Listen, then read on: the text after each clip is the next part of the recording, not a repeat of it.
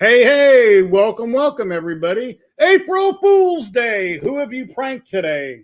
I remember back in the day when I was a delivery driver, I called up my boss and I told him how I got in a bad wreck on the truck, and I really freaked him out on the phone. But anyway, then I April Fooled him. So I've done that a few times in my life, crazy things like that. Who did you April Fool today? Or who will you April Fool? Your wife, your husband, your neighbor? Anyway, it's a lot of fun to do, I think. Just be careful what you say and how badly you freak them out. You don't want them to have a heart attack. But anyway, thank you everybody for coming to my weekly Maker Hangout. That's here in Las Vegas each and every week, Saturday, 1 p.m. Pacific. We're live on YouTube and Twitch. We have many makers that come and go. We have huge channels that pop in and we have small channels that pop in, but each and every maker, we're all equally the same. We all learn from each other and we love that we do. And I work with FDM printers. I work with lasers. I work with resin printers, CNC machines, and I do a little painting. Just a little bit of everything. But I try to have this stream once a week. I'm retired, and by having it once a week, we have makers come in. We chit chat about different things, and we talk about a little bit of anything and everything. I stream for usually 3 to 4 hours every Saturday. Today, we're going to have a giveaway from Ziltech here in the U.S. They're a company down in Texas. They make great filament, PETG, ABS, PLA. Sometime during the stream, probably in about an hour and a half, 2 hours, we're going to give away one roll of filament. It will be for USA only, and you must be present to win. Also, we're giving away some stickers. A good friend of mine sent me a bunch of stickers. I'll plug his channel here in a little bit and show you what those are. But he sent me a whole bunch of giveaways and different things. So I'll have some different sticker packs I'll be giving away, and that will be worldwide, where I can simply put them in an envelope that I have right here, put a worldwide sticker on it, and mail them out. And it's got a metal business card, 3D HP, and a couple different stickers, but I'll show you that in a little bit. So that'll be nice for the giveaway. We've got one person in the back room. We're going to bring him in right now. I've shared a link if anybody would like to drop in. Let me check out chat real quick. 3D for Joe. Joe, hello. He was here a long time ago, wondering where everybody was. He just heard crickets. Kate, hello. How are you doing? Sergio. Lice Source Engraving Patrick, there he is right there. He is working, but he'll try to drop in later if he can, and he sent me some amazing stuff, and I'll show you his channel later. Hello, Sergio. How are you doing today? Roger Brown. Hello, Roger. 3D Medic Vince. 3D Medic Vince went out and bought something really cool. I wonder what that is. Let's see. I think that's about everybody. We got a total of 18 people watching. We have a man in the back room, and let me bring in the one, the only Tactile 3D. And I bet she's going to show us some lithophanes. And here he is. Hey Tactile, how you doing? Yeah, I'm okay. I'm good. Hello. A bit tired, but Gary, how are you doing? And my wife is gone. She went to Texas. I took her to the airport a few days ago, like 3 o'clock in the morning, dropped her off, and she's headed out on a ship today. This afternoon, she's going on a cruise ship with her mom and sister, and I believe somebody else. And she says, I can't talk to you for a week. Oh, no, you can't talk to me for a week. I'm really missing out. So I won't hear from her till Saturday. So hopefully she'll have fun. But now I don't have anybody to talk to about 3D printing, because as I do things daily, and yes, I talk a mile a minute, I talk to her about anything and everything I do. And she's like, oh, no, all he does is talk about 3D printing. But anyway, so hope everybody's doing great. Matt, what have you been up to? How has your week been going, my friend?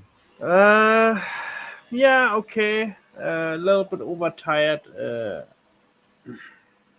Like always, I don't get enough sleep, and I literally sometimes only get like 10 minutes sleep, and then before I wake up again and can't sleep. So I've been working on mushrooms. Hold on, let me bring one. Growing them or printing them? Printing them, of course. Not growing. Kate, how's your back doing there? Hey, Dave. Yeah, it's a little bit better. I have some painkillers, but I took earlier, like a couple hours ago. So I have a big one right here. Nice. In comparison, that's the original size. So it's 8 times larger. So the original was designed at 100% scale, and you sized it up, what, 300%? 200%. Okay. And also the bottom is different. I modified the bottom because I had to do a few things, and I designed It's a Japanese called banyo, or something like that. I say it wrong. Somebody can correct me, please, in chat. It's basically little canisters, and in Japan, basically they put like little meals in there. And I thought about to put like screws or something inside, or whatever I need to put in here to keep secure. And also, I made some of them, also modified the head to put actually money in. Like this one is a big piggy bank. Oh, nice. And prints without support in the inside. So came out very nice. Hold on, let me open that Yeah, up. when I print helmets, you don't need, because you're going contoured going up, you never need center supports. You'll have very minor stringing damage on the top, but it can always make the arc and make the turn as long as it's not a big, huge flat area. The almost minimal damage. Nice. I mean, FPV, your world. Hello, hello. How are you today? so I'm very happy. I love my G-Tags. They never fail me, and they're so accurate. The accuracy of the G-Tags is just wow. Well, I got something new in the mail today. You can see right behind me. I got a Pia Poly Forge I've been wanting. Ooh. It's a large format resin printer. It's not the biggest they sell, which are like $2,500, but it is a lot larger than my GK2 that I'm currently printing with my 8K. This one's a 6K. It came in 2 large boxes. I'm working on my first video for it, but I'll be doing many videos on it, and it's very, very nice. Oh, and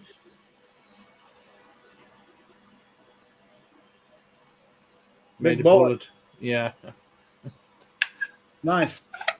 Printed it in 2 different parts. Put a little oil on the threads there. It'll probably free it up a little bit. Yeah, but I'm not gonna open it up anyway. Not it's anyway just for show, you know. And you measured it. You said a 60 millimeter across yeah, the 60. bottom. So Yeah, I know it's bigger than a 50 caliber by looking at it, but I don't know if that's I don't know. I was never in the military, so I don't know if that's an actual shelf or something that large or not. I'm sure it probably is. that's the original size what this guy designed. Sebastian, hello, hello. How are you today? And hold on, let me find the file. It says improved bullet contained the model file. Improved model, blah blah blah. I got it from Printables a little while ago. Oh, actually, I got it from this year, I think. Oh, when was it? Back in early December that your wife won a Bamboo Labs P1P from Loyal Moses Livestream. Any updates on when that might be coming? Because now we're into April Fool's Day. So did he message you and say, hey, it'll be there today? Ha ha ha, April Fools? No, he's not that cruel. No, he said it's on its way. Last week he contacted me and he says he's taking care of it now personally. And that's it. That's what I hear. So I trust him. You know, he's a good guy. And last time I had to wait also for my Prusa 4 months before I got it. And what he says he does mainly. So anything what I want so far from the Loyal Moses show I got. All right.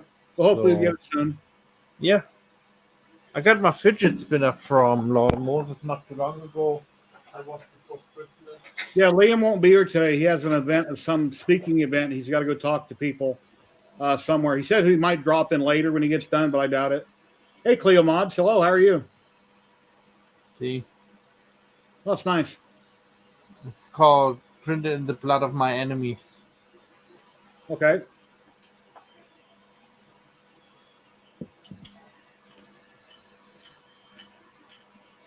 Very nice, actually.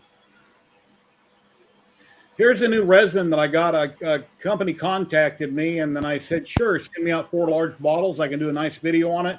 And they sent me out 6 bottles. 2 of them are engineering resin from a company called Jam He. They're on Amazon. It's supposedly 10K resin. I've done a few prints with it so far, and it's printing beautifully. And then I come to find out that this company is it makes resin for a lot of companies. Other companies, as you know, just like with filament, only so many companies in the world make filament. And then other companies buy from it and they put their own label on it. So this particular company makes resin for other companies that relabel it. But it's printing great so far, and I'm going to have 2 or 3 videos coming out. Now that I've got that big resin printer, I'm going to be printing a lot of stuff on it. And then I noticed Fotis Mint just done this Cheyenne here, this chief. I believe he's a chief, and this is a real nice print that I bought off of my mini factory. And if you're on his highest tier Patreon, you can get it. I'm going to be printing that on the Pia Poly Forge also. And I will be painting it. So that's a beautiful bust there of an engine. So very nice. And the stickers I got, Patrick contacted me from Light Source Engraving, and he wanted to make me a few patches. I'm like, yeah, that's cool.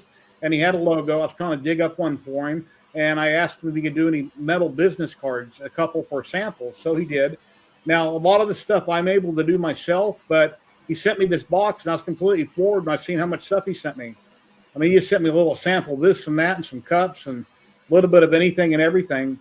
And he has a fiber laser, so he can do this much nicer and faster than I can on my diode lasers. But that's his cards there. And this one is on the back of my business card. And if you guys have a phone, if you're watching on Twitch, you can scan that, and that'll take you straight to my YouTube channel. So today I'm going to be giving away a few items. I'm going to give away one of my normal stickers for 3D HP that is multicolored. And then I'm going to put in one of the patches and one of Patrick's cards. A few different things I'll show you in a little bit. But yeah, beautiful work, excellent work, and he can bang them out really quick. So I'll show a link to his channel in a little bit when we do the giveaway. And then Sanix came out with a John Wick model. I got this the other day off his Patreon. I'll be printing this also. That's real nice of Keanu Reeves. Sitting there in a chair. He's got a pistol in his hand and a couple swords on the floor. I'll be doing that in resin also.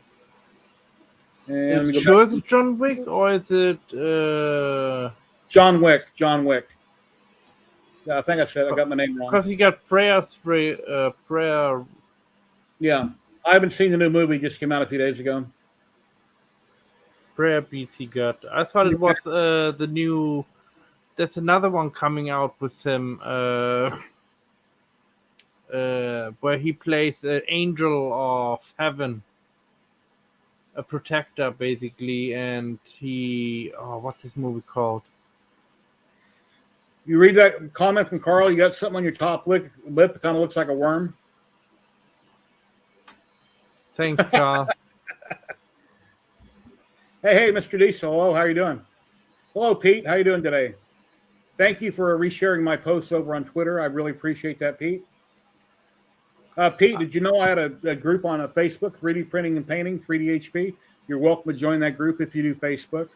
I know a lot of people don't like doing Facebook, but you don't need to go on there and repost all the dumb comments on your normal channel page like a lot of people do. I go there for all the 3D printing groups and things like that. It's primarily why I'm there. The easiest way, I think, to get a hold of any company or communicate with other people about a product is going to the Facebook page or Facebook group.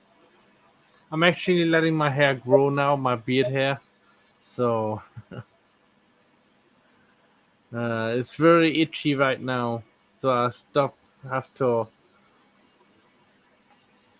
stop scratching it. Because I never had a beard. I always had shaven, you know. Yeah, Mr. Diesel, the Piopoli Forge I have behind me, they sent it out for me to test and review. Ladies and gentlemen, we got somebody new in the back room we haven't seen in a long time. He does amazing prints. He's a great designer, and he is an actor. He's been in many shows and movies. The one, the only, Andrew S. Hey, Andrew. Hello everybody. How's it going? So you can kind of see, yeah, very different now. So resin printers. Yeah, this is my new place. I've now moved. So cool. I'm not in my old workshop anymore. It's not as big. This is now in my bedroom, but I've got my two Mono X's, my current S500S, the original Photon back here. I've got my A10M down here. I've got my Focus Odin 5 F3 down here. I've got my custom build over there that's going to be going. My K40 Westbar laser cutter. the X1, and my King Room KP3S, and I've got another printer hiding away somewhere. So yeah, I'm kind of confined. I've got to try and get rid of a few of these printers now. I've kind of been doing everything up. So, ladies and gentlemen, we've got Vincent, 1977 All Out, joining us. Hey, Vincent. Hey, everybody. How's it going, Vince? Hey, troublemaker. Yeah, okay. Finally got my second printer running, and the third one is on his way. Nice. Cool. So yeah, I just wasted 9 hours on this print because I forgot to remeasure after designing the whole thing to go underneath my KP3S, and it turns out like the edging here that goes in it, because obviously the top of the printer attaches to that, and then the power supply sits in the bottom, and then the bottom casing goes on the bottom. The only problem is I forgot I have to fit the power supply in somehow, and when I fitted it in, all of the ridges that I'd done were just too thick. So it just literally just snapped apart. So that's a waste of 9 hours that I've got to redo. So I was like, oops. About lagging, let me talk about my internet for a minute. Last week and in the past, I've lagged and had problems with my internet. I bought a new cable modem, and yes, it doesn't have a separate router. It's built in. It was on Amazon for like $190. Well, I contacted Cox Cable to hook it up when I bought the modem, and my special that I was on for my Premier service at $60 a month was going up to $72 a month because of the discount. And I said, well, how much is it to get back on Gigablast? They said $79.99. I said, okay, for $5 or $6 more, put me back on Gigablast and lock me in for 2 years, which they did. So I'm on a much higher tier. If I have any kind of lagging issues or something is screwed up, it must be my computer or something internally, because I'm on a really high tier. I am running OBS in the background, I'm got a virtual cam running through StreamYard. So my video, if there's any problems whatsoever today, it's going to be something in my computer, because my internet's super fast right now. And the Pio Poly Forge I had behind me, they recently went back on sale for like $990 or something like that. They were marked down $400 or $500. I contacted Pio Poly about a year ago, a couple times. I never heard back from them. So I figured, what the hell? You know, I don't want to max out a credit card to buy it. I really want it. Let me go ahead and email them again. I did. They responded. They liked my channel. Here, we'll send you one. Yay! I saved $1,000. So I'm so happy I finally got it. And I'll just do a lot of good, honest content on it. If I have problems, I'll tell you so. I don't lie about anything. But yeah, I'm so happy I got it. And I just have to make room for it, which I'll do after a bit. I'm currently working on a video for it. So very happy I finally got it. And Lychee. I tried Lychee for the first time ever a couple days ago. I've been using Cheetah Box for years. They prefer to use Lychee with this machine. I got it. They hooked me up with a pro license. I contacted Lychee on Facebook. And so far, so good. I'm loving it. I like it better than Cheetah Box. A lot of cool features. A lot of people have told me for years, go to Lychee. I'm like, no, I like Cheetah Box. No reason. I'm weird about that. If I have something that works, I tend not to want to change. But I'm so glad I did. It is really cool. And I'm learning all the bells and whistles. And yeah. So that's me ranting and raving. Vincent, Andrew, what's going on, guys? I was lucky. I almost had a fire in the house yesterday. April Fools. No April Fools. What happened? What did you do? The guys from a company put in a special outlet for a two-phase system, so that can handle like 12,000 watts. And basically, they put the outlet in, but they forgot to screw down the wires. So a friend of mine is an electrician, and he checked it out. And if I had put in this the outlet plug from my induction stove, I had a big fire, explosion. It's arcing, not being tight enough. Yeah, I was really lucky. Wow. Yeah. So, yeah, and for now I'm working on the second ender is printing. Finally, a third ender is on its way. Because I've got a big order to fulfill finally for the first time. So I'm waiting for the person to come by with the STL files. I have to make between 3,000 and 5,000 of them. So I hope it will finally go a little bit with just selling some stuff. So I can earn some money for my other room that I'm going to build. Andrew, how you used to have a business with your partner, and I forget what happened. Did you guys dissolve that, or you still have it, or what's happening with that? Well, he got back in touch with me recently, actually. It was a bit out of the blue. Currently, it's not running now. It went into kind of liquidation because there was some theft in the company, what I wasn't aware of. And literally, when it came back to it, he just disappeared and left me wondering what had happened. So I had loads of old customers come back and tried to speak to me about it. And I was like, well, I can't do anything about it. I don't have the stock because he kept all the stock. Yeah. He kept all the printers that were used to produce all the parts, apart from my own stuff that I was doing for certain customers because I would do my own stuff with my own printers. But I mean, that's the way it kind of goes. I've tried to ask him if he's going to start it back up, but I haven't heard anything back. So I think that's just dead in the water now. I think he's just had enough of it. But he's still got thousands of pounds worth of stock and most of my models that I had done for the actual business. So I don't know what's going to happen with all of that. So, are you in the same city? Are you close, anywhere near each other? No, about a 12-hour drive away to get to him. So he's not close. Can't you get a hold of him and say, hey, I want X amount of stuff. When can I come over the next week? That's it. I don't have his address. Well, I have his old address, but supposedly he's moved. So I don't know. It's kind of one of those things. I could take it to court and see how it gets on, but at the end of the day, that means me spending more money to try and get all of that sorted. Yeah. Well, I know in the U.S., if you take somebody to small claims court and you win, it still doesn't mean they have to do anything, because usually nobody's legally making them do anything, whether you win or not. Yeah. I mean, over here, you can put it in that, you can say, well, I want the money back, but they'll say, oh, well, it was stock that you were after. And it's like, okay, well, then I'll take stock. And then they have to try and ship it. But if they don't, then you have to go to court again.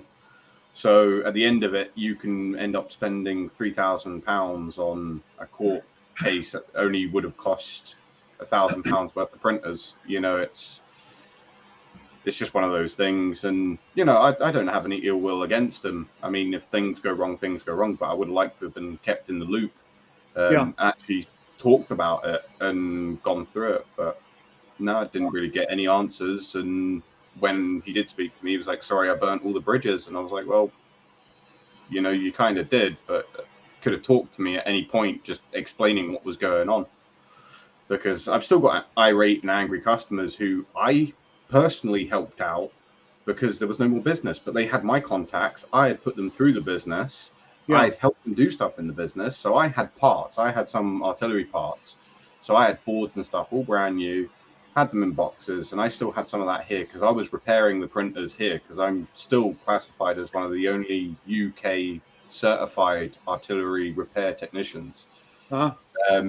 And I still had loads of parts. So people were coming in contact saying, oh, this board burnt out, or this did, or blah, blah. So literally I was just sending out parts that I had, and I'm kind of low now, but that was stuff that I had. I bought all of those parts being the technician side and selling them. So it's kind of the way it goes. It's like I got my money back from selling those parts, but still there's printers that are still there, and there's still designs that are still there that I don't know what's being done. I don't know what's happening with them, and I've not had any explanation as to what's happening with them. Yeah.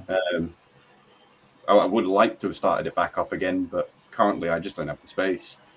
But because he's still got all the accounts and he's got all of the sign-ins and the website and all that, it'd be like if I tried to start it all over again, I'd have to start an entire new business. And at this moment in time, I just don't have the time. So yeah, I'll put that banner up later, guys. I notice every week I run it the whole stream. It's kind of annoying. So when it gets around time to the giveaway, I'll pop it back up randomly. But we'll do the giveaway in a couple hours or sooner. You never know. So you might stick around and watch the whole thing. You never know when I might randomly just do it. So maybe you can get it to go. Maybe not immediately, but maybe over a period of time. You get your own business going. Yeah, it's kind of difficult at the moment because I've got a full-time job. Well, it's not full-time technically, it's part-time, but I spend more time in it because it's a well-being hub. I deal with volunteers who are either vulnerable or have conditions like health conditions. So, you know, I'm only meant to work 25 hours a week, but I don't. I end up working 36 just because I spend time with them, speak to them. We do designs together. We build stuff together. So it's kind of more of I like doing that. So I put my time into it. And with the 3D printing side of it, I always did my own props. So, you know, building props and doing stuff like that was always my side of the business. It was more the printers, selling the printers, teaching people how to use printers, giving them guides as to where to go to best pick up their models, or designing the models for them was kind of the business side. So I'm still doing some of my own business side, what is ASP props, but that kind of died down quite a lot after I lost basically my crew. I had 3 people who used to work with me who I'd given them a printer each. And it would be, instead of me spending weeks 3D printing all of these parts, it'd be 3 of us printing these parts. They would start doing the sanding, the priming, then I would do the painting, then we would sell them.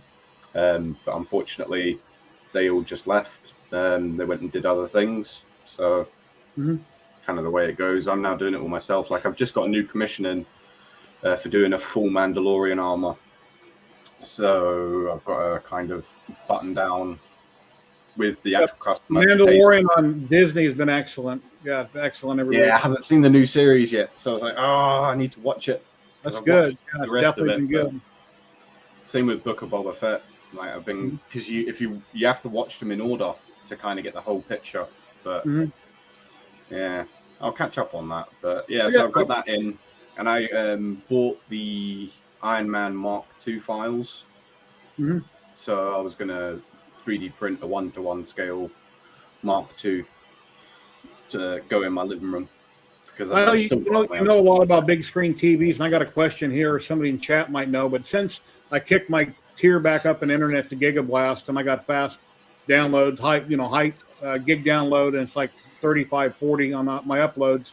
My big screen TV in the living room, which is a 70, 75 inch, something like that. I was watching Hulu this morning, and I was watching not MasterChef, a cooking show, and everything is great. It's really super high quality, and then it kind of goes real fuzzy, almost like it's blurry, and then it stays. And it goes back, and it goes really high quality, and then it kind of goes back kind of blurry. It's like, what in the hell is causing that? Is it wired via Ethernet, or is it via Wi-Fi? It's wireless. It's wireless. It doesn't have a tuner in it. No, as in, maybe is it plugged into your internet via cable, or is it you're just using the Wi-Fi? The Wi-Fi on that TV, yes. Yeah, that's Wi-Fi. Your Wi-Fi cards and your TVs only pick up a certain amount of megabits. It's like Netflix. Netflix actually caps your speeds on your internet so that you can't actually get that problem, where if you have it plugged in via an Ethernet cable, it should calm that down a bit more, because then it's got a direct line to your Ethernet cable, what means that you'll keep it up. There's probably nothing in settings I can change. There's probably nothing in settings on TV I can change. No. The only thing you can have a look at is see if you can update your actual TV. Kate sometimes says, they release updates. So Kate says I keep freezing. You guys seen my video freeze? Yeah, now and again. Yeah. Wow. Maybe it's OBS running in the background, which I can turn off. That sucks. Matt's going to sleep back there. Yeah. No. One side of the kitchen up there. There's one side of the kitchen done. Oh, that looks nice. There's all the spices rack and everything, and for all different kinds of tea, and so that's what I was working on for the past week. Carl, are you jumping in? Yeah, do you see how he was out of focus? That's how my TV looks, and then it comes back and really. Yeah. What we were just watching there. Basically, what's happening is your TV's trying to process how much speed is coming in from your internet. Now, via Wi-Fi, you can have like interruptions, and your bandwidth drops, and then it picks up, and then drops and picks up. And your TV doesn't have anything in it to kind of stop to process it. So it does it. And I mean, my TV does it. I'm 512 megabit, 530 megabits down and 32 up. And my TV still does it, and it's just because it's over Wi-Fi.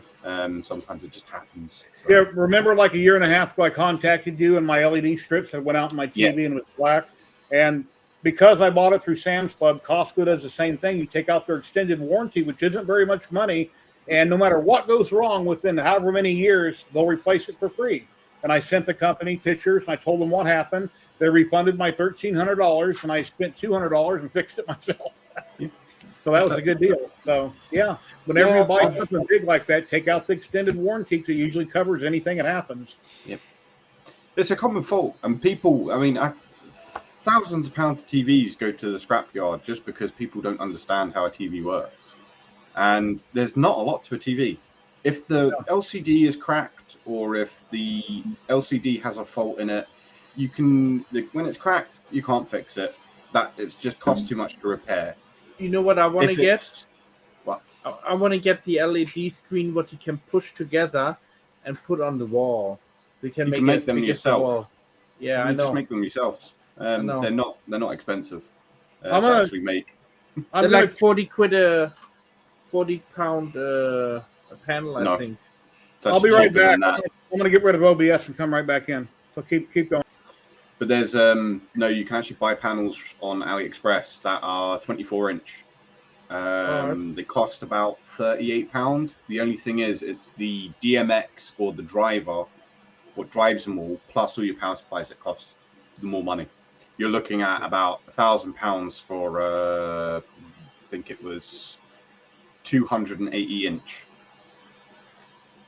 A friend of mine did this on his Bamboo Labs. I forget what they're called. I know it's a cipher. Cryptex. That's right. Cryptex. He built it on this Bamboo Labs X1 carbon. Nice. Okay, I turned off OBS. So I'm going straight through my, my Osbot camera. That's that tracking camera that tracks me. So now something is screwing up. Yeah, I got that turned off right now. It's kind of annoying. But if my video screws up now, Kate, or anybody sees it, let me know because I'm not using OBS in the background. But slightly out of focus. Hey, Richard. Hello. Hey, hello from Las Vegas. I've been there before. Pretty cool place. Nah.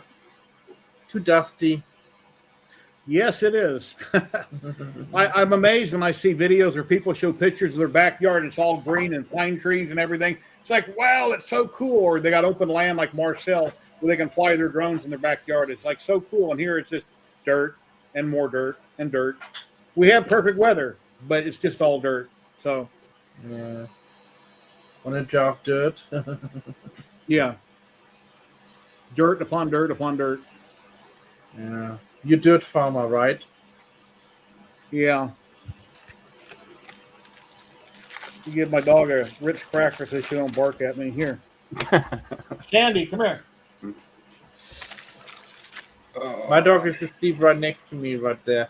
She knows not to bother me. Let me show you a model I've been working on. I got some models from Wicked and to do with my different videos. Well, here's a base for one of them. And this is printed on my Bamboo Labs X1 carbon. But unfortunately, with all the supports, I had some areas that kind of look white where I had to dig them out with a needle because supports are held or moved again. Oh, wow, I am? Yeah. Am I talking okay?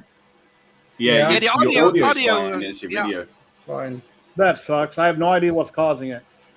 If it could be my power supply and my computer, I got a 1080 Ti. I built this computer in 2017. It's got 32 gigs of RAM. I don't know why would it be screwing up unless it's the camera. You know what I've been doing?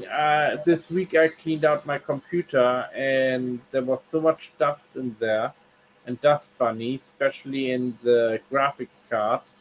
And after I cleaned it, everything went back fine. When I printed this arm on the Bamboo Labs 1, this side got screwed up on me. So I cut it in mesh mixer, reprinted the arm, I cut it off with a saw, and I re-glued it in about the same position. But like I say, it needs a lot of work because that's what's bad about FDM printers. No matter how good the printer is, you got support damage and problems you got to deal with. And now if this would have been a resin, it would have been 100% perfect, wouldn't have these errors. And then I just realized once I printed this, I was talking to Matt a little bit ago, I stuck it on the base for the first time, and I realized I forgot to print something. See, we got his foot right there in midair. So I got to go look at the files. You're freezing so much. Check if your PC is not updating in the background. It happened to me before. Yeah, it shouldn't be anything here. I don't have. I got my GeForce. No, there's nothing running in the background. Wow. I don't know if I'm freezing. I don't know. The freezing is worse now. What does Task Manager say? Let's see.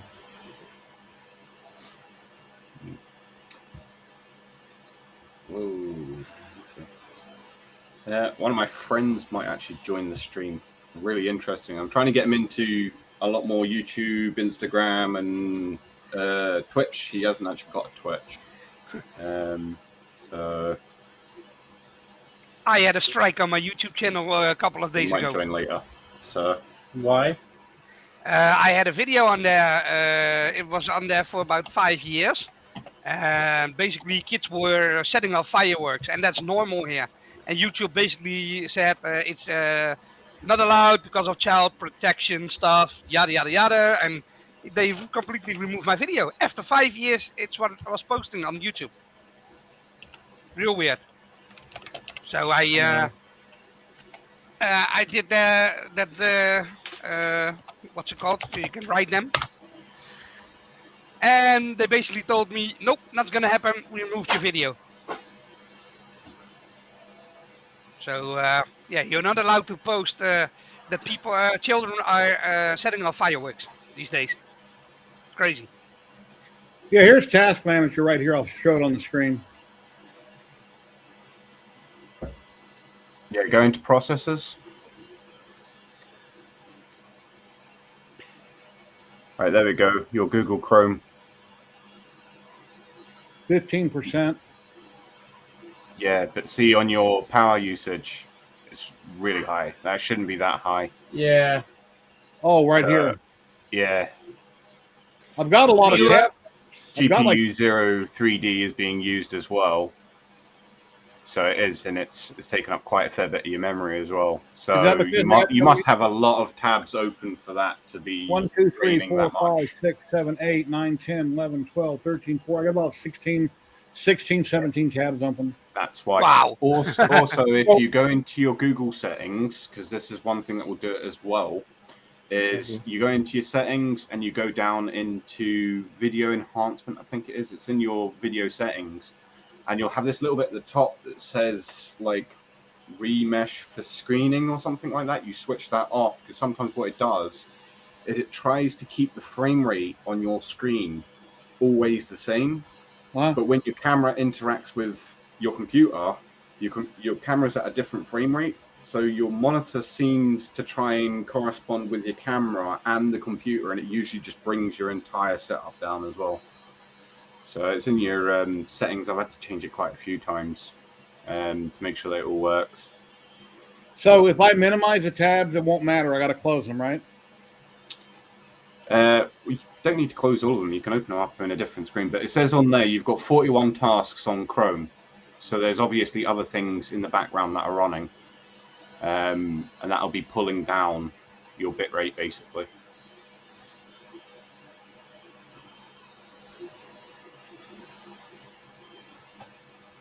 Well, I don't know what to shut down when I stream. I use all these tabs. Just put the Windows StreamYard into a different part and close the other windows down. You can separate the windows. Okay, minimizing them didn't change anything because they're still there. They're just minimized. Yeah. Huh. I mean, I just upgraded to a 12 gig 3060. So I've found the difference to be just completely crazy. The only problem is I've got dual monitor set up, and the other monitor that I've got is 144 hertz. This is 144 hertz, but with that one you need a dual link output. Hey, Derek. And I can't find one for under 50 quid. So I got one of the adapter cables that's meant to be dual link for a HP monitor, even though this is Acer. It's meant to work with it, but it doesn't.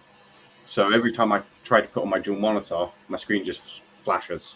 Doesn't even set up both monitors. So I don't know. When I run DaVinci Resolve, when I go to render my footage onto my hard drive before I upload it to YouTube, almost every time all my monitors go out and I got to reboot the system. Almost every sometimes time. it does that with, once again, it's all to do with your frame rate and your sync as well. Because if your graphics card, the 2080, is it 2080 Super or is it just 2080 Ti? I got a 1080 Ti overclocked.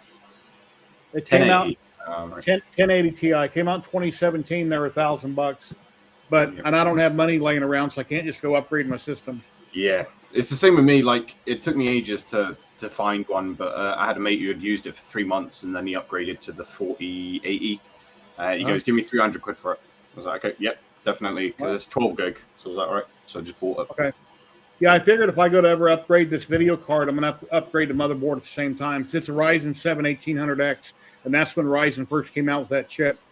And so I'd have to change the CPU, the fan, and the video card. Mine's the Ryzen 7 2700X.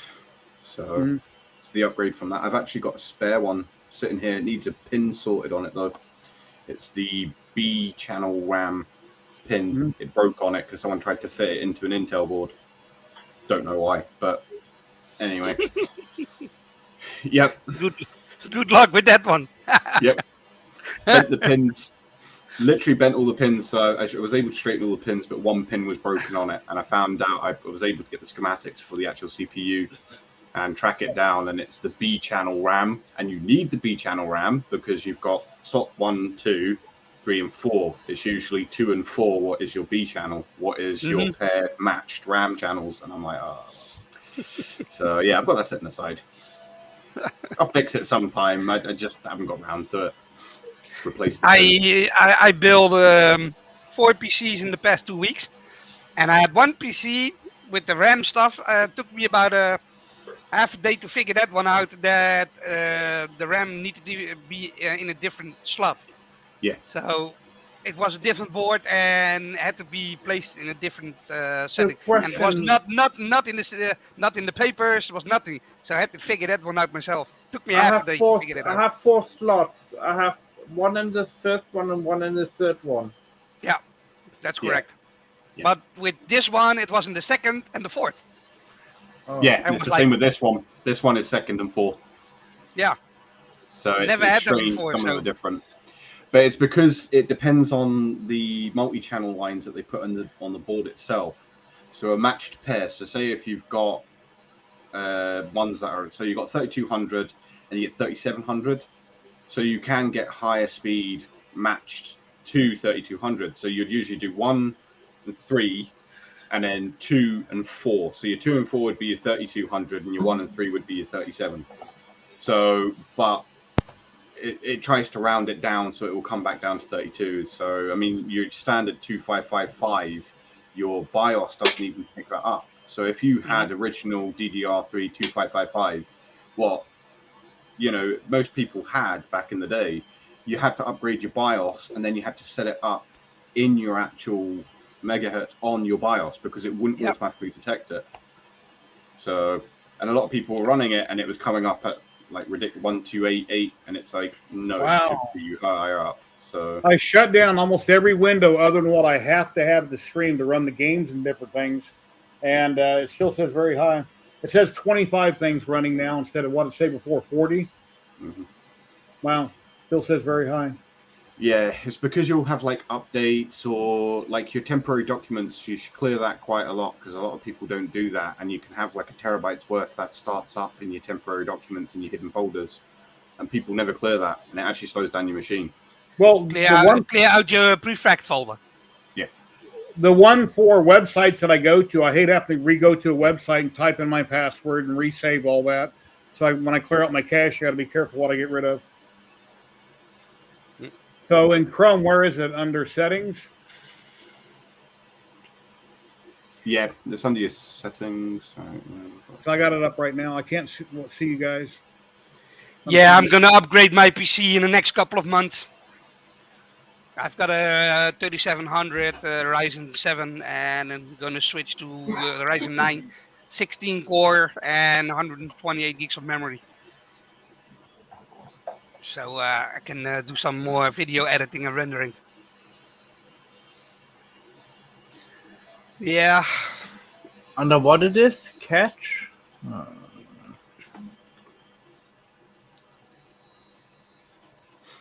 Yeah, like I reinstalled. I did 9 BIOS updates. That's how far behind this PC was. So I did 9 BIOS updates on this. Wow. Because I needed to, because the new graphics card in it, it wasn't performing the way it should have been.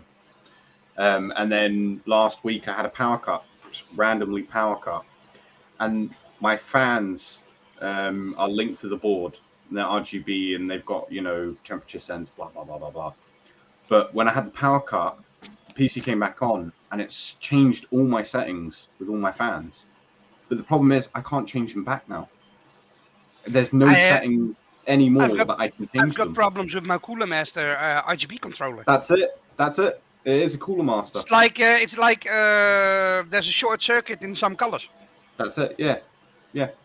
And I just don't know why. And my fans went from being silent mode, Control Shift Delete. I know Control Straight Alt up. Delete reboot, but straight up to max. And I was like, why is it doing that? And I went into performance and everything, and you just can't adjust Oh, it. here It's it is. always noisy. So thank you, Sebastian. Yeah. Look. Control Shift Delete. Okay, browsing history. I don't know what should I get rid of here. I don't want to have to retype in all my passwords everywhere. So I did something wrong. I still have to change it because these fans, you have to put the name of the fans in the controller of Cooler Master. I've got the RGB of my water cooling on the same channel, and also the 200 millimeters are in the same RGB channel. And I figured that out a couple of days ago that you have to change the ports, and every different fan needs to be put different in the settings. yeah, and that's not Mike's shoes. That's a 1070 ROG Strex. So that's my setup there. It's the ADATA XPG RGB, the 3060 12 gig, Cooler Masters 240 water cooled AIO, IAGO multi-core silent fans, and the ROG Strix X470X Pro Gaming Board. Andrew, do Control Shift Delete and tell me what I should get rid of here. But I don't want to wipe out all my passwords and stuff on sites, because then I got to refind everything and go through my book and try to re-enter everything. Yeah. All right. Yeah, you're going into your settings. Yeah. Basic so- and advanced tab. So I think I screwed up my controller of the Cooler Master, because I got 3 different RGB systems from Cooler Master on the same channel, and I figured it out later on in the software that you have to select the different kind of fan types in the RGB controller itself, so they have to be separate, and everything is on one track. Yeah, I put the time range to all time. That way it'll go back for everything. Sebastian. Yeah, so you go into, first off, your performance, memory saver, that should be off. Were you on basic tab? Yeah, that's in your basic. You can go in your advanced if you need to later. Right, system. Well, right now in basic, all 3 are checked. Yeah, you got to switch it off. So in basic, it would be like under performance. It says, when on Chrome, frees up memory for inactive tabs. This gives active tabs and other apps computer resources. Keeps Chrome fast. It doesn't actually. It slows it down.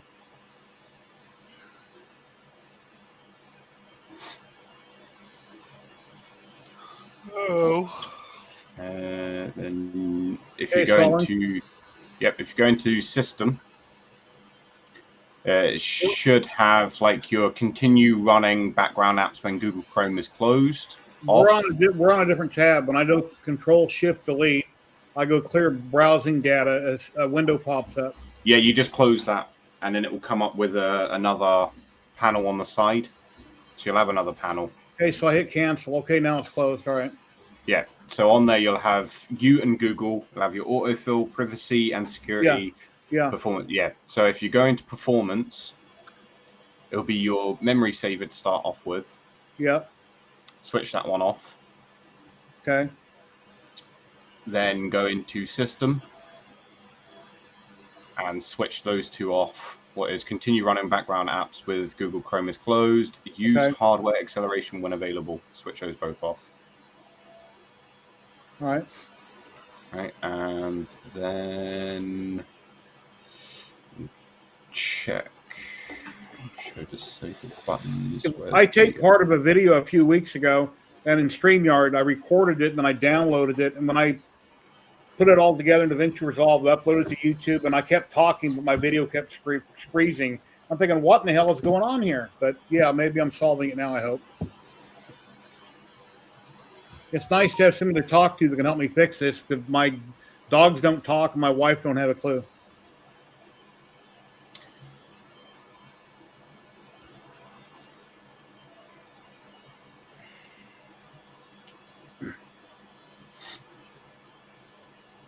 So I've got a question. Anybody use that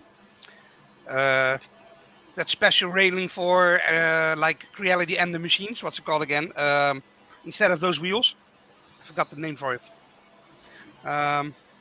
Geez, let me show you these. What's the name of these again? Rails. Linear rails. You think it's worth the money to upgrade the machine? On an ender? I was looking. Yeah. Not My really. ender is running for 3.5 years without any issues. Then don't change it. Why throw money at it if it works Yeah, fine? but it's the fourth time now that I have to change the wheels out. It's getting annoying. And I've got a brand new ender machine here. Same issues. Dent in the wheels. Put clear polycarbonate wheels on and get rid of the junk black ones. Yeah, I've ordered them today. Sebastian wants to know which ender that you were talking about. Ender 3 Pros. All Ender 3 Pros. Yeah, there's no real point of doing the linear rail, like unless you're going to do the Modzilla, not Modzilla, the Enzilla, Yeah. and you make it bigger and all the rest of it, then fair enough, because you're already putting new extrusions and you're changing everything about it. But overall, like if you want a really decent small printer, look into the Kingroon KP3S V2. You can pick them up. I mean, for you, is it dollars over you or is it euros? Euros. Euros. So you'll be 102 euro, I think it is. Oh, I picked mine up else? for £98. Anything else I should change in here in settings? No, that should be it. That's all your basic stuff. Unless you've got extensions, and then you just check what extensions are installed.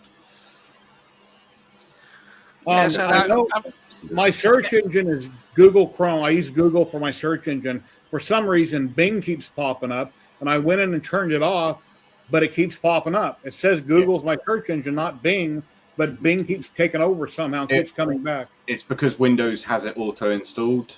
You have to uninstall Bing. I've done that.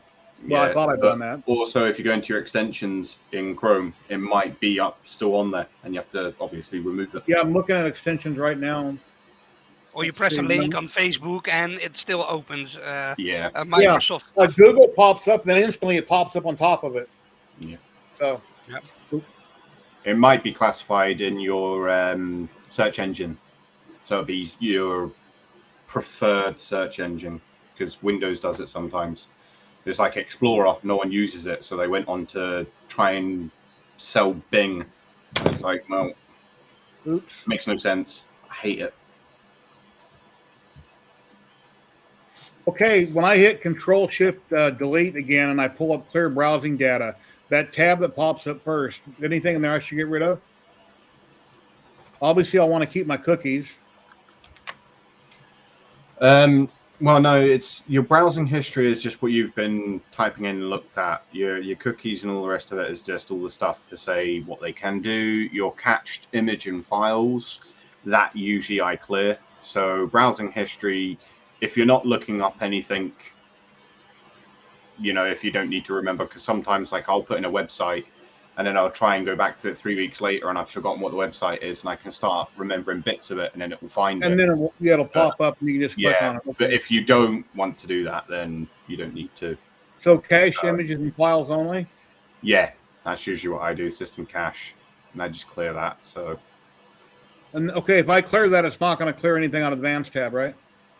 No, nothing out of your Advanced tab. It's basically anything that it's got like linked up. So it could be anything from your preferred, what was it? Preferred viewing or preferred typing or something like that. Sometimes it captures all of that. This is garbage. Download history. I don't know why I need download history. Cookies from other sites. Maybe leave that.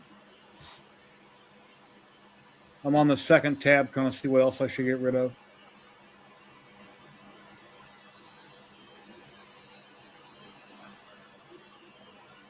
Because it sucks being a content creator and being online and then everything gets screwed up because of something simple.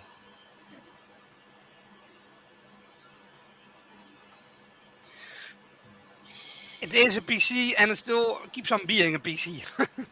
Yeah. I mean, that's why I've got bloatware blocker. What is really good.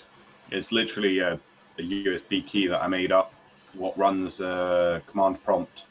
Okay, now I'm done messing around with data, so I should have stopped freezing. And it will run this program, and it will take every single last bit of bloatware that's on your PC straight off. And then it will come up, say like if you've got like Xbox, your Xbox companion, some people use that for gaming. It will actually ask you if you want to remove that. So it's really good. Okay. I've got the Raspberry Pi with Pi-hole running on the whole network. So I can block the porn channels for my son. 3D Joe says I keep freezing. Am I still freezing, everybody? You see me freeze? Not as much, but very short. Well, I shouldn't be freezing at all. It's not my modem. It's not my internet speed. So it's something here on my PC. Yeah, usually Chrome's not bad. I mean, it's better than what it was. You were actually freezing for ages, and then your audio was fine, but your video wasn't. So I've got Firefox, but I don't ever use it. But I have Fire. I used to use it a lot, but Firefox has gone downhill. Like okay. I use Chrome, but I also use Opera. But Opera isn't the best anymore. It seems to have problems with playing videos. So it's the only one that's got all my signings, and I've tried to transfer everything onto Chrome, but Chrome is just so clunky. I can't stand it. It's so annoying.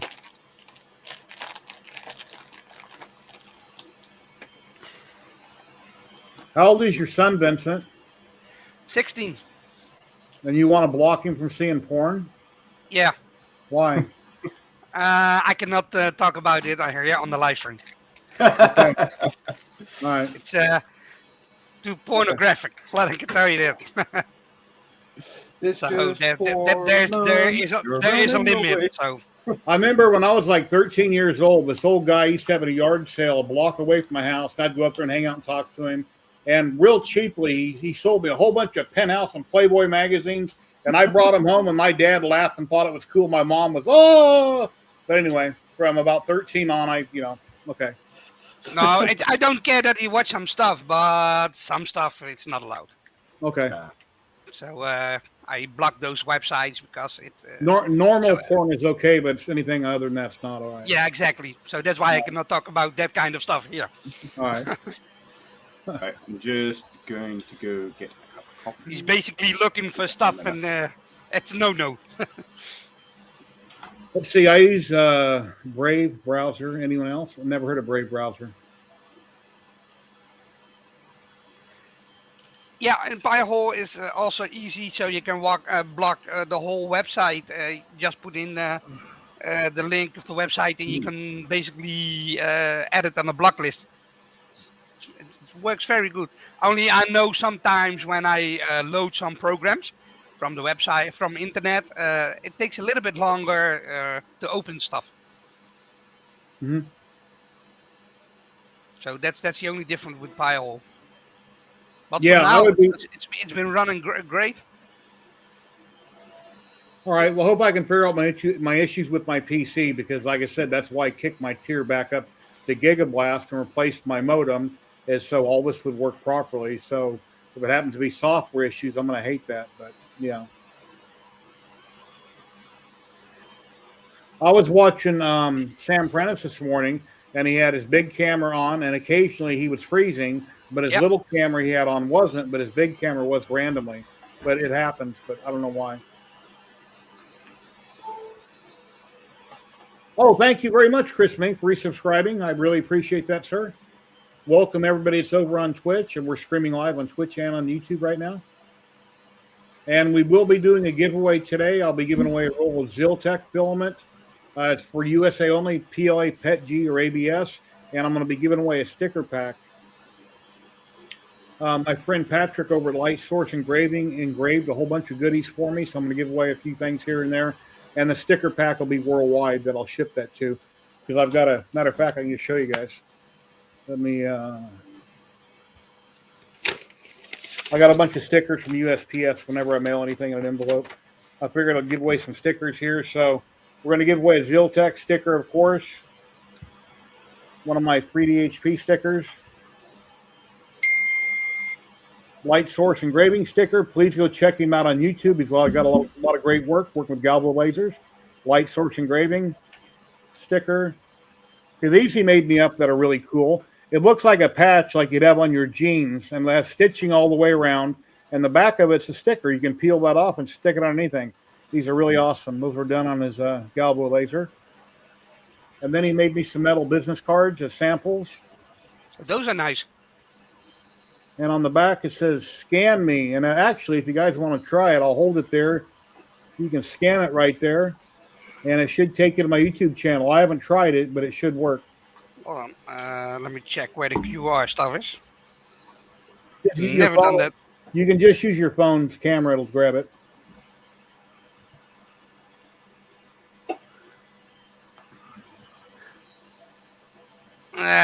There's a little bit of a reflection in the card, so I think I will not pick it up. You have to turn it a little bit sideways. Hold on. What just happened? No. What? Mine The only doesn't thing that pick it up. happens is that my arm's getting tired. No, doesn't pick it up. Huh. Okay. Yeah, maybe. Anyway, Yeah, so yeah, go ahead, Jenny. I'll send these out in a giveaway also. And these will be worldwide. I can ship them anywhere. I just throw a stamp on them, drop them in a mailbox. And when we do the giveaway, everybody needs to contact me within a day or two of the giveaway. You need to be present to win. And then you can contact me with what type of filament you'd like and your mailing address. Because I had a person win a few months ago, and a week later he still hadn't got a hold of me, so I redrew. Okay. No, yeah, I can win, but I can enter. Hold on, but I can't have it because it's only in America the filament. Huh. Press what to enter?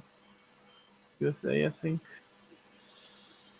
Yeah, I'm going to have to research possibly upgrading my computer. You know, when I built this computer a long time ago, I had some inheritance money, and it cost me almost $4,000 to rebuild it. And I don't have that kind of money now, but I can check into a video card, motherboard, CPU, and different RAM and kind of figure it out. But yeah, it's going to be expensive. I'm not one of those old guys that has lots of money. I'm an old broke guy waiting on Social Security so I can buy a new vehicle in 3 years. Or if not new, newer. I do it also because I'm on disability, Jerry. So I have to wait till I save up some money, then buy a new like a RAM, and then buy a new CPU, and that's how I do it. You have to start somewhere, of course. Yeah. Okay, I've got a question, Jerry, about a laser. I was looking in that laser stuff to getting a laser in the future. I've seen some kind of laser that's about from Creality. It's like 40 watts or something. I've never tried Creality's diode laser. Comgrow has a really nice 10-watt diode laser. Any 5 or 10-watt diode laser you'll probably be perfectly happy with. Two Trees puts out one, Atom Stack. There's a lot of companies that put out nice diode lasers. You really don't need anything over 10 watt, and 5 watt will do almost everything unless you want to cut stuff. And you can thin material.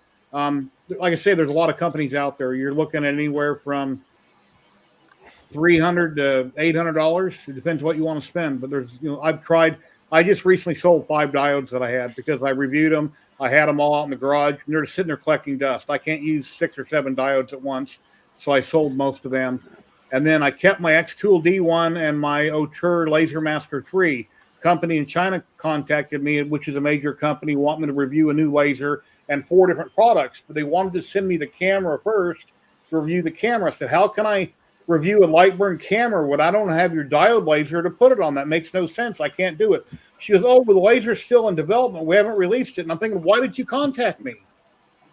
Yeah. So in the meantime, I put my X2 online and I sold it within 2 hours for $400. But the reason I sold it is I wanted to keep 2 main diode lasers, is I knew I had one coming, but then now it's not coming. So I'll have to find another company out there. I'll contact them, research them, and I'll get something to replace it. And then I use them until they get old and I don't need them no more. And then I eventually sell them, or I don't donate, but I usually sell. And the reason I'm not a person that donates is I don't make very much money and I can't afford my hobbies as it is. So I reasonably try to sell things.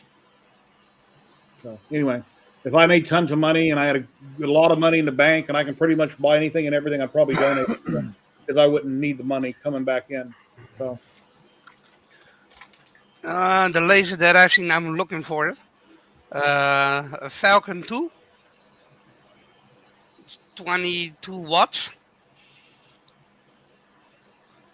And it's almost 1,300 euros. almost anything you'll ever want, 5 to 10 watts is usually perfectly fine. It's like X-School or any other company. Every year they keep coming, or every 6 months they come out with a new commercial. They're spamming YouTube constantly, trying to get you all hyped up about this 40 or this 30 or whatever it may be to make more money when there's nothing wrong with a 5 or 10 watt that you probably already have. It's all hyped to make more money. The company won't keep trying to resell the same product. They keep adding to their line, trying to make more money with new products. Yeah, so I'm looking into it when my room is finished over there to getting a laser. That's why I'm looking into it. No, Richard, it's not case sensitive. Doesn't matter how you type it.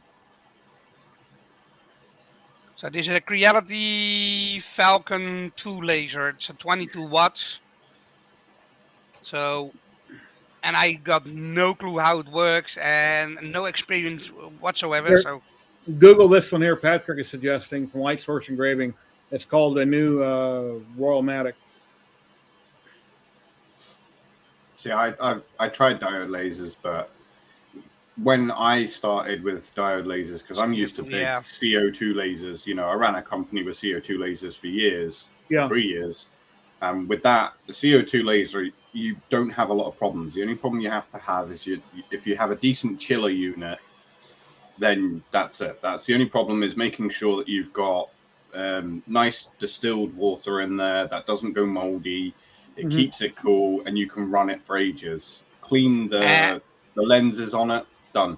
Diode lasers, I've had so many problems with them, with misaligned focused lenses to them just burning out. They just literally just burn themselves. I've never had a diode laser burn out, and until right this second, I never heard of anybody that ever had a diode go out on them.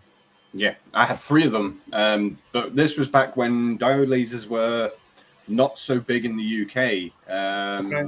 A lot of people were looking into it. I mean, this was before Otter. Thank you, Sergio.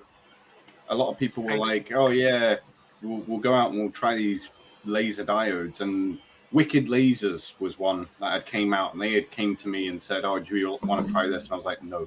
My mate did. I sent them on to him and he tried them. And he goes, they're brilliant, but I was like, no, I don't want to, because I'm fed up with diode lasers. But did you see my video just blink at the bottom of the screen down here was all different colors? I seen it. I don't know if anybody else seen it, but it was like down here real quickly. It's all different colors real fast, like a blink. No. I don't know. Sucks. Yeah, I have a K40, an Omtech K40. I bought out of the company out of California. And I love it. I don't use it much, but the build volume is 8x12. I hate it because it's so damn little. I wish I had something bigger, but I'd have to put it in the garage. I'd like to get a 50 or 60 watt. I think I would like to. That's a K40. That's an A3 cutting size. You can take out the frame that's in it and create your own at the bottom. That's brand new. I've never had it running. But it's a 60 watt CO2 laser tube in it. Oh, okay. So it's not actually the standard K40. It's actually the higher powered one. But the problem was I bought the chiller unit. It came in, it was faulty. So I sent it back and never got anything back. So they just sent me a refund. And then after that, I never actually got into it. And I've got my blower unit here because I need to remodel the exhaust for it because I had made my own water filtration system. So that's my blower unit for it. Oh, okay. So there used to be a big casing that went over here that had the piping coming off that went to my my water filtration system with my carbon filters and everything else. I've got a 5-gallon bucket with distilled water in it, and I went to the store when I originally bought the K40, and I'm on the grocery aisle where they sell soda looking for distilled water, and a guy goes, no, go over to the baby section. So they had gallons of distilled water like you give infants, and they were real cheap, so I bought a bunch of distilled waters. I did end up I bought some algicide to put a little bit of algicide in occasionally. Before that, I was putting a slight bit of Clorox bleach in it. Okay. Auto G. Wow, Yep. that's big. Auto G's on the back. Yeah, Wow. ROG Strix 1070. OC 8 gig. I've got a Nice 3050 graphics OC. card. 3050. Well, I've got a 3060. ROG Strix. I've bought my video card at the time that the prices were way too high, and I needed a new video card because I was running an old 970 video card, and I still did some YouTube stuff. But yeah, when I started making videos for myself, and it took too much power, I had to buy a new video card. So at the moment when I bought the card, it was almost 900 euros at that time. Ouch. That's what there's my computer, my monitor setup right there. That's a Cooler Master case. Yeah, I stuck that Yes, up it on is, a yep. shelf. I Yep. forget the guy's channel. He does a lot of belt printers in his videos, and he had his on the wall. It's like, that's a great idea to get it off my desk. So I put it up on a shelf. So that's where I'm sitting at right now. And that shelf there, we see the statues and the security cameras. I built that. It used to go all the way to the floor, and I just stored junk on it, and it's just something else to get dirty. So I cut off the bottom of it since it's mounted to the wall, and I put a little desk that the back monitors sit on with a bigger desk in front of it. So anyway. So Jerry, do you got 3 monitors running on the same card? Yeah. I had a lot of issues when I was running three screens on one card, even with my 3050. Took Yeah, I've been doing that forever. one screen Hey, Jack. off, and now my issues are gone. Oh, you got rid I of had one of your monitors? Okay. Yeah, I had a lot of problems when I was running 3 monitors. Well, what about if And- I just turned off a monitor, but it's still plugged in? Does that make a difference? You have to change the settings then. The monitor well, is not there. Yeah, that's true. Well, I don't want to get rid of the monitor just for a test. I figured I'll just turn the Yeah, power button you on. can try that. Because it's the same with all the games that I'm playing. Like I was playing Command & Conquer Generals a couple of days ago, and had 2 screens on. And every time I went too far with my mouse, pressed the screen, and the screen went out, and I had errors in the game. So I switched to one screen, and it was gone. Yeah. Unless you've got FreeSync and you have 2 graphics cards, you'll always get problems with like that. Yeah. It's because your monitor is trying to pick up. That's what I was saying earlier. Tries to pick up between the 2 monitors as to the difference between the frequency and bitrate, and it always does that. So unless you've got 3 of exactly the same monitor, yeah, same screens. I've got three of the same screens. Yeah. Have you got crossfade on those? I removed one, and now my issues are gone. With the gaming, I have to put one monitor on and shut off the second one. But when I'm running the 3rd monitor and I'm doing some stuff, it's getting a lot of issues. I was trying to run even with my 3050. Before I got into 3D printing. I was a gamer, and I gamed all the time, but not online. I got a lot of games on Steam and stuff like that. But I tried to run a game about a week ago. I think it was Doom or something like that, and it kept coming over here on my left monitor. It's like, why is it not loading on my main monitor? It kept loading over here. I forget what I did to fix that, but it kept loading on the wrong monitor. It wasn't loading on my main monitor. So, pain in the butt. Yep. Yeah, so that fixed my problem. Yeah, well, I'm worried about streaming and recording primarily. I don't want to have any glitches because you can't always go back and retape things. If you're opening up something or doing something, it's you know. But for now, I shut down the 3rd monitor over here. The 3rd one you've seen that was underneath the tower. It's turned off. I'm not going to go in settings and change anything. I just turned it off temporarily. we'll see how it goes. If anybody on Twitch or YouTube would like to drop in, I can repost the link. You're welcome to come in on camera and promote yourself, show what you're working on. Got any questions? So Come in. I've got a question here. I was looking in that Creality machine, and it says that they've got 22 watts and can handle 15 millimeters wood on one pass through. 15 millimeters, 15 15. in one pass through. That's not bad. But I want to cut acrylic. Well, that's dangerous. Watch it. Yeah.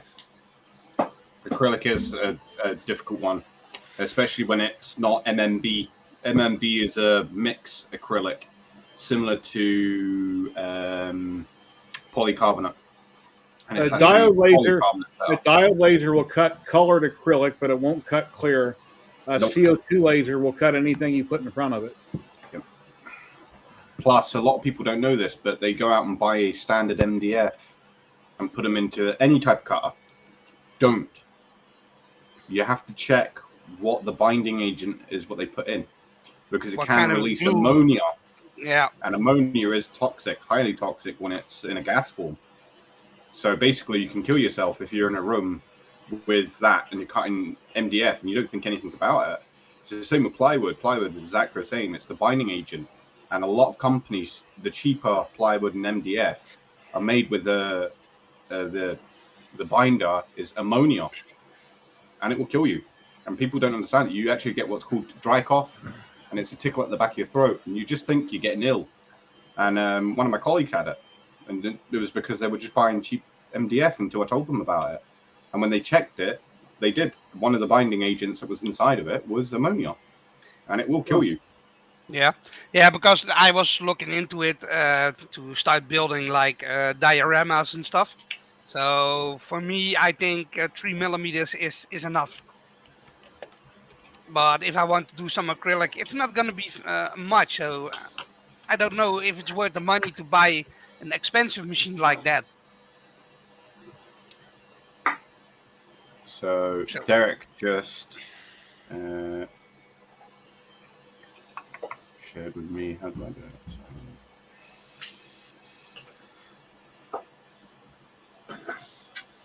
You go. I done this on this was done on my K40. Yeah, it's really nice. Light burn. So- Now you can buy these templates and lights off of Amazon, or you can buy a square piece, cut it out yourself, and you can cut it out on a CO2 laser. You can engrave this on a diode, but you can't cut it on a diode. That's why Okay. you can buy the templates pre-cut out with the light bases, and then you can do this on a diode. And you can use tempera paint, or there's different sprays that you can put on it. You engrave it and then just wash it off real easily when you do that. But they're really cool. There we go. I just shared something from Dell's. Derek's just shared something with me, so it's up there now, Okay. so you can see it. All right, let me get my mouse over there. Here we go. This is what he's been working on. Oh, wait a minute. Is that the right one? Look. Sunlu filament. I used to use their filament a long time ago. It's so-so. Supports. I had a hell of a time getting it off. I'm Take currently this away using a right lot of Sunru resin, and I love the hell out of their resin. But their filament, from what I remember a long time ago, I tried it. It was a lot like a G-Tech filament. A lot of the supports were really hard to remove on it. So it wasn't on my top 10, but the resin is great. Anybody else in chat or on screen going to talk about Sunlu filament? Yeah, I used Sunlu in the beginning, but I've got Eastern and Tin Mori. Unfortunately, me and Sunlu didn't get on. One of their representatives was extremely rude after I gave them a little bit of criticism on some of the filaments that they had sent, and told me to go do one. So I turned around and told him to go do one, and I've not used them ever since. No, I never used them. I think that's also an issue with a lot of filaments. If you look a lot of videos with different kind of brands, and I think that's also an issue. Where do you live? Is it moist? Is it not moist? Is it hot? Is it not hot? I think that's a lot of problems in different filaments. So if you watch a video and you see like, oh, this filament is good, but it will not be good for me because I live in a moist environment. Okay, everybody's saying they had good luck with sunroof filament.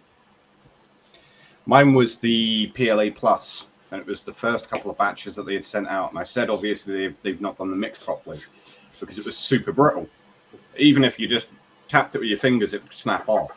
Now, I had bought 2 spools, and they're 2 different batches, 2 different colors, and they both had the same issue. And he goes, "Oh, it must be where you are." I went, "No, it's not." I said, "They've been in a filament dryer. They've cleared out. There's no moisture in it." And I said even the diameters on them weren't right. And then just snapping them with my fingers in front of him on a live chat with him, just snapping it in front of him. And he obviously became really rude because of it. And I said, "Well, I'm just giving you some feedback." So I had that problem. It. I had that problem with Ziltech filament. I'm a affiliate for them, so I get a real good discount on the filament. So I've been putting that in the bamboo. And anybody that's got a bamboo with AMS, you don't want your filament breaking because then you got to start, unplugging things. You got to find it. But quite a bit of the filament, the first couple of feet, I could just take between my fingers, I could snap, pull off a couple feet, snap. It needed to be dried, but right out of the package, it should be ready to print. Should be, but it's not a bad filament so far, and it's not that expensive. I used to work with Arion. I actually wrote most of their Amazon write-ups and named their colors for their filaments.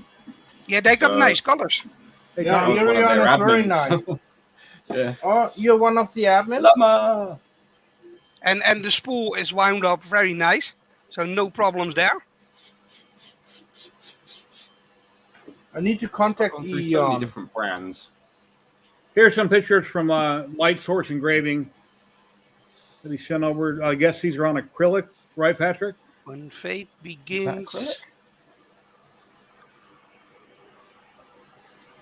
Voila, another mushroom ready. Or that is acrylic, I guess. Yeah, how is that dual color, Sebastian? How's I want to buy that stuff. Yeah, that's right, Llama. I've moved house, so Andrew, you're easy. You're with okay. Eon. Those are acrylic 3D engraving. Arion. Well, I used to be their admin. All right. So I was the first person that they contacted to do their first beta testing when they first started up the company. Mm-hmm. So I went in, did all the beta testing, picked all the colors for their filaments, and also was the first company that was told that they had to put in the color change on the distance, because all the color change filament back then, what were just coming out, never put on what the color change was per the distance. Arion was the first company, because of me, to put down as to how long it was before the color changed. Does Aaron Lau still work with them? Do you know? Yes, he does. I think. I used to use their silk filament constantly a long time ago, and I'd post a lot of different things on their social media, and he got mad. He goes, "Well, that's not our printer that you're using in the video." I said, "Come on, really?" I said, "You haven't sent me your printer. It doesn't matter." I said, "It's all about the filament, right? Not what it was printed on." So then he's like, "Yeah, okay." I said, "Well, why don't you go over there and give me a like and leave a comment on your group? You're sitting there getting upset that I posted it with a different printer." Well, obviously people use different kinds of printers. It's all about the filament, right? So anyway. Yeah. I haven't dealt with him in a long time. What I don't like about Arion filament is that quite often would run a run-out sensor, and it would get stuck in the sensor because there'd be a knot in the filament. It wouldn't be perfectly flat. Every so often, I'd have a knot in it, and I might have a 2 or 3 or 4 day print go on, and then all of a sudden it's printing in midair. A knot, yeah. Yeah, they hit that knot, and it's screwed. So I had that with one spool, Jerry, with everyone. One spool had a knot in it. Yeah, it prints really nice, but I occasionally had trouble, so I try not to use it. And right now, I try not to use silk. It prints nice, but silk is brittle. And if you want to print a functional part like my alien back here, Paul the alien that's 4 foot tall, I printed a lot of him in silk. And then when I went to put him together, snap, everything was just breaking that quick because it was brittle. Yeah. You know what I did? This is printed with silk filament. And what I did is I first put a coat, like a clear coat inside and outside. Then I painted it and then put another clear coat over it. And now it's like, very hard. Okay. It's very See, nice. I always used to cheap out. When people were doing prints, they go out and they buy all of this like XTC print, the paint onto your PLA models, and it makes it all fine. I used to just go up to the pound shop and buy 2-part epoxy and just put really thin layers on prints, and you get exactly the same quality as what you would with XTC. So I've always been an advocate for, if it's cheap and it works, do it that way. Yeah, I have a heat. That's what I use right now. In this moment, I actually used it. It's like £5 for this. Oh yeah, I've used that stuff before. Yeah, Rapid That's Fix. awesome. Yeah, that stuff. I mean, this glues the white bits do in a matter of seconds. Ladies and gentlemen, we've got the one, the only, we've got the real Sam Prentice. Oh Hey, no, it's not Sam. yeah. How's it going? How is it all going? Wow. What the hell is that you're printing on? Oh, This Kate, is Kate, thank you very much for the $20 on PayPal. I really appreciate it, Kate. Thank you. So Sam, how's the printer going so far? you know what? Actually, really nice. I don't know if you can really see that, but Hold on, I'll fix it. Now we can see it. There we go. It's a bit blown out with the light in here, unfortunately. But That's why you don't print in white. the print quality is just incredible, absolutely incredible. Yeah, it's interesting. Creality Cloud is something that I think it's an acquired taste, to say the least. And it looks like this is the CRM4. It's their prosumer industrial CR range that they sort of experimented with, I guess you could say. It was caught in customs for 40 days, and what we think's happened is perhaps they've taken out their the SD card or the USB stick from the packaging, which apparently is a thing. So of course I'm having to use this Creality Cloud thing. Usually I would have used Cura, but the fact that I've been forced to use it, and it really is cloud printing, it's kind of a good thing. The slicer is appalling. So there's that, but yeah, man, it's nice. It's so big though. I think it was 28 kilos. I think this printer is. It's just insane. Yeah, but it seems to be doing the job. So yeah, Let me answer this question real quick from Richard. He lives here in Vegas, or the same climate. He says, what do I think is the best filament? Well, in the last 7 years, I've tried a million different filaments. Currently, what do I think is the best? Polymaker. That's what I currently think is the best right now, is Polymaker. I have a lot of Ziltech. Like I said, I'm an affiliate. I get a great deal on it, but quite often I have issues with Ziltech in my Bamboo Lab. So I pull it out and I throw in Polymaker, and usually I have no trouble. So my current best filament would be Polymaker. I wonder why you have no problems with Polymaker on Bamboo Labs. I don't get a discount. I don't get it free, so I have to buy it if I want it. If I don't win it once every 6 months, but no, yeah, I don't know if you know. You'll have quite a lot of luck with eSun as well, because it seems to be quite incestuous with Bamboo Labs. Obviously, yeah. Bamboo Labs are not a filament manufacturing company, so they are buying it from somewhere. So yeah, I've never been hooked up my neck on filament ever. So once, like matter of fact, about a month ago, I want to roll on a stream, but I had already logged off, and then Matt, German contact, hey, you just won. So I tried to log back in, but he already redrawn. So I don't get Polymaker that often. It happened to me with the focus printer. Same, I was going to bed because of the time difference, and then went to bed, and Matt called me, wake up, and the moment I was awake and I was trying to start my PC, and texting in the chat, the focus was gone, and I was like, shit, missed it along Moses. I used to buy a lot of 3D Soltech on Amazon. I'd get silver metal. I really love that. I have bought a lot of PLA Plus where you get like 10 rolls for $100. It prints okay. I'm going to do a big R2D2 with it. Never did. But, whenever I have the money, I try to go with Polymaker. So. Yes, good. They've just come out of a range of ABS and ASA, which is absolutely beautiful. So I'm not entirely sure which direction they're trying to go in. I think they're going into all directions at the minute. So it's Polymaker is expanding in every direction. What I don't like about Polymakers, if you go to their site, is like going down the cereal aisle or the chip aisle at the store. There's so much to look at. What do I buy? I want to quickly pick something out. So there's like too much selection.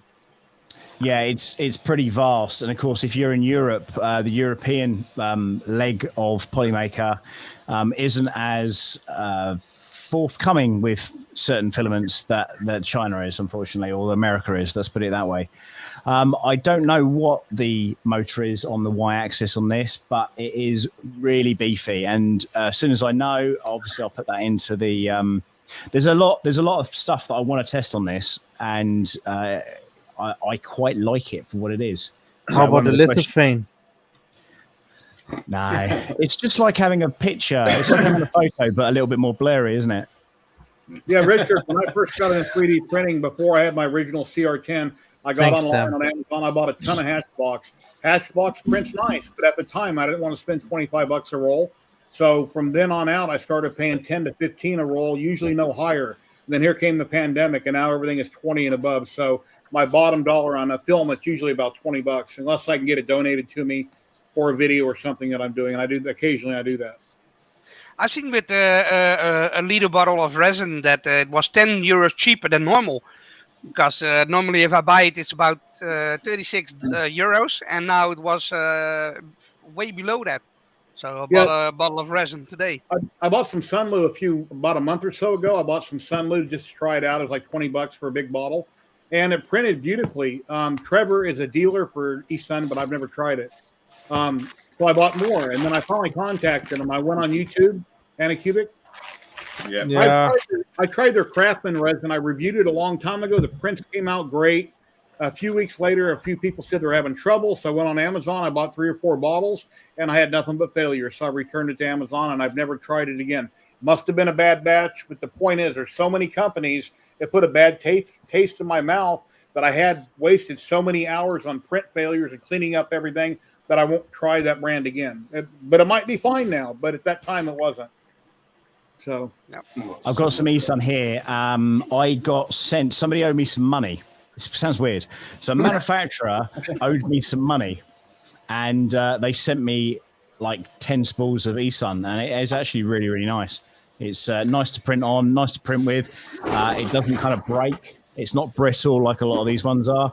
A lot of that is down to atmospherics. Even where it's being manufactured, if it's sealed incorrectly, or if there's holes, sometimes you never get like you undo some filament and then there's like a little small hole in the packaging or whatever, and it doesn't ever really print quite right. It's those kind of things that you've got to be kind of wary about. But over and above, Bamboo Labs does tend to have a bit of a tolerance towards Polymaker and a decent sort of filament, whereas Prusa pretty much print anything, right? Just saying. Cool. What size is that printer? From here, it looks like a 500 by 500 watt. I never heard what you said in the screen. It's 450 by 470, but it will do 470. So a bit like an R2. Yeah, I think that's the important thing. One of the big things is that you can print up to 30 kilos on this thing. Resin. So, okay. I've never tried Arion's resin. That's very good resin. How's that clear blue stuff? I was looking into clear green from eSun to buy. Look on my page. The little D&D figurines what I printed, they're all made out of that resin. Okay. My final supported filament sent out to me, so I will be getting no more from this company, unfortunately. It's the last sponsor that they did, so that's Eono. Oh, I had some of that. So they're never heard of it. Really good stuff. It's actually really good. But yeah, I've lost a lot of my sponsors now, so I'm not supported as much as I used to because I don't make content anymore. So because of that, I'm just got 2 boxes off of them and saying, well, if you can do your usual, print something out of them, just show it off. So I just got black and green from them. They just sent me random colors. So, but an Arion, they don't send me any anymore. Sometimes I'll get the odd request from G-Tech, who will say, "Oh, you want to test our new filaments, different colors and stuff." But I haven't heard from them either for quite a while. So I've kind of I got this evening. I've had this guy hassling me for months. Do you want to try this product? Do you want to try that product? Do you want to try this? Try and try that. And I'm like, this is all really bad stuff. No, I definitely don't. Tonight, though, and it's weird. He gave me a screenshot. He goes, "Is this of interest?" And this has got someone else's shipping address on it. And obviously, I can't give you the shipping address or any information. I'll show you it. But it is delivery for the 5th of April, 2023. A prostate massage and anal vibrator. Is that of interest to me? So I think he's finally got the hint that I'm not that into that. I get those all the time from people on Messenger. They message me, "Hey, you want to try this product, that product?" And originally, I don't know who they are, so I tell them what I do and what my channel is all about. And they keep sending me all kinds of crazy crap, and I keep ignoring them or telling them no. Then finally, the guy one day sent me a picture of a fleshlight. So then I banned him. He's like, "No, I don't even want to see this. You're an idiot." You know. So, but I get those occasionally. Those people that are trying to tell me, get me to buy it on Amazon to review it. Yeah, it's so good. Are you interested? I've just put that laugh out loud. Definitely not. I mean, if I was interested in it, I'd probably get it sent to Tripod or something, you know. Do you know what the funny thing is, though? Did any of you pick up what's called the Wonder Wand? It's like a really thin screwdriver. Anyone ever heard of it? So it's really popular. Supposedly in the US, it's extremely popular. But it's really thin, but it's an electric screwdriver. But it's called the Wonder Wand. Wow. So I got asked, "Would you like to beta test a Wonder Wand?" And I'm like, "What? No, thank you." It turns out it's like $110 for this thing, and it's an electronic screwdriver. And yeah, like, I've seen those. I think Tripod had one. They're about as big as round as my thumb, probably, and they're probably about 6 inches long. Yeah, I don't know what they're called, but I have seen people review those.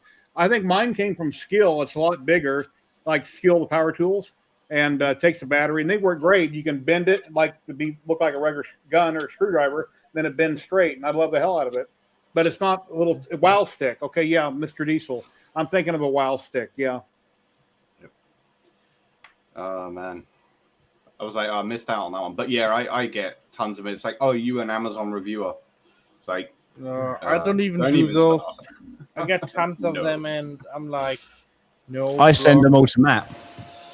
Oh, thank you. And now I know where they're coming from. They message me. I'm like, you know what? Do you know Matt? Like, yeah, he's into all that stuff. Do you ever heard of lithophane? They're like, no. I'm like, this isn't the guy it's salty.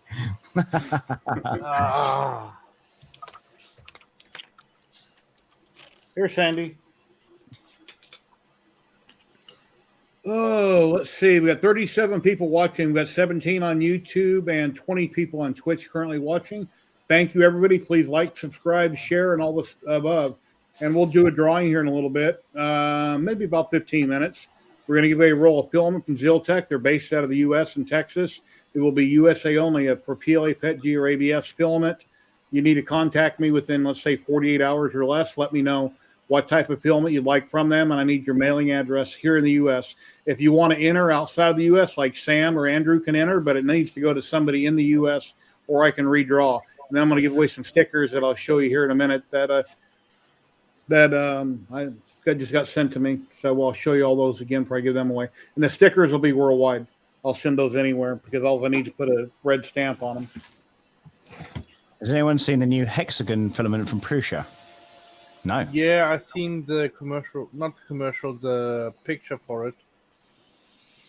It's supposed to be better. They've got some interesting things going on. I kind of figured, and I don't know if this is fact, but I think they dropped the E3D nozzle in that new one that they've got there. That doesn't look like, it looks more like the Trilabs, the company, the Delta printer company that they had. It looks more Trilabs than it does E3D, which is interesting. And of course, then the interesting part will be the upgrade path as well. Hey, hexagon filament, if it's shaped like a hexagon, hey, Tripod, it's going to melt like everything else. So why would it matter how it's shaped? If it's Yeah. multicolored, I understand that, but the shape of it going in the nozzle wouldn't make any sense. Wonder what tripod's up to. I'll drop a link. Don't invite him. I know it's today's Tripod's anniversary. Everybody wish Tripod and his wife happy anniversary. Happy Yeah, anniversary. They went Happy sword swashing. Let's see. Anybody have any option on the QB? Not familiar with it. Anybody familiar with what this is? What? The QB? QB? Cubby. A I think cubby. no, it is QB. I think I saw like a quick flash of it for like I think it's a Kickstarter at the moment. I'm not too sure, but no, I really didn't get into it. So Yeah, and it makes sense that the hexagon filament will be an April Fool's Day QB. joke. I'm sure it's on.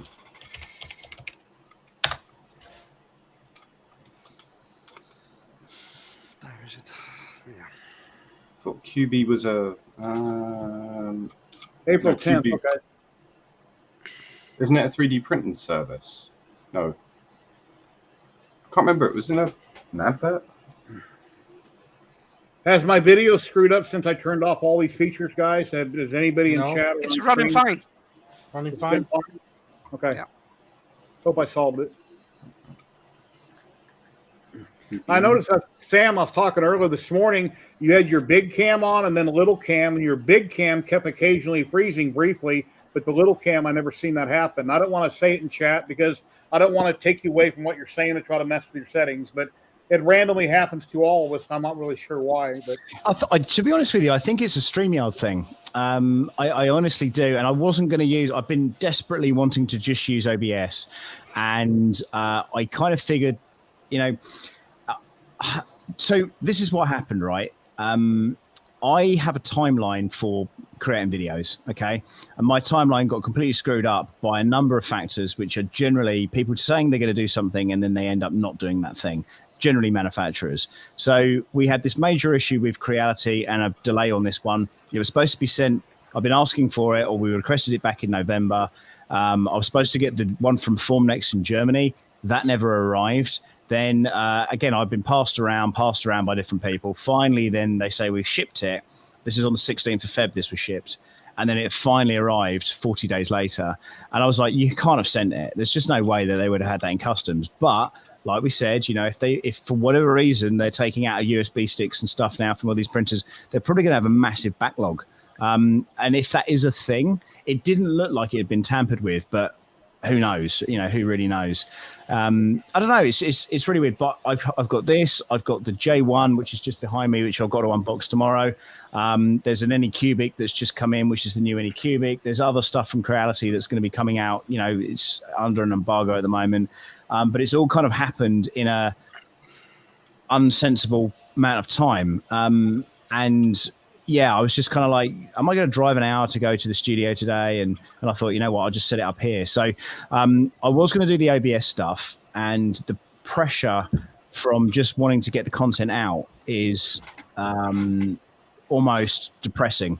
So I kind of figured that I owed it at least Creality, you know, let's get this thing working. I wanted it out of the box as well. You know, it's I just don't want stuff sitting around for ages. And obviously I'm going to keep using this along with the Elegoo Neptune 3 and also the Anycubic Cobra Max as well. So I've got 3 big printers which are going to be, you know, utilized. Like you said, Jerry, you know, I might do a Rex, which is kind of another droid. You might have seen it in the Star Tools thing. They have DJ Rex is kind of one of the characters. So rather than an R2D2, because I've obviously done several of those, not printed, but made several of those in the past, I probably will go with something like that. But I need a big platform in order to make this. The other thing with that is I want the go-kart that I'm going to be building to be made on this as well.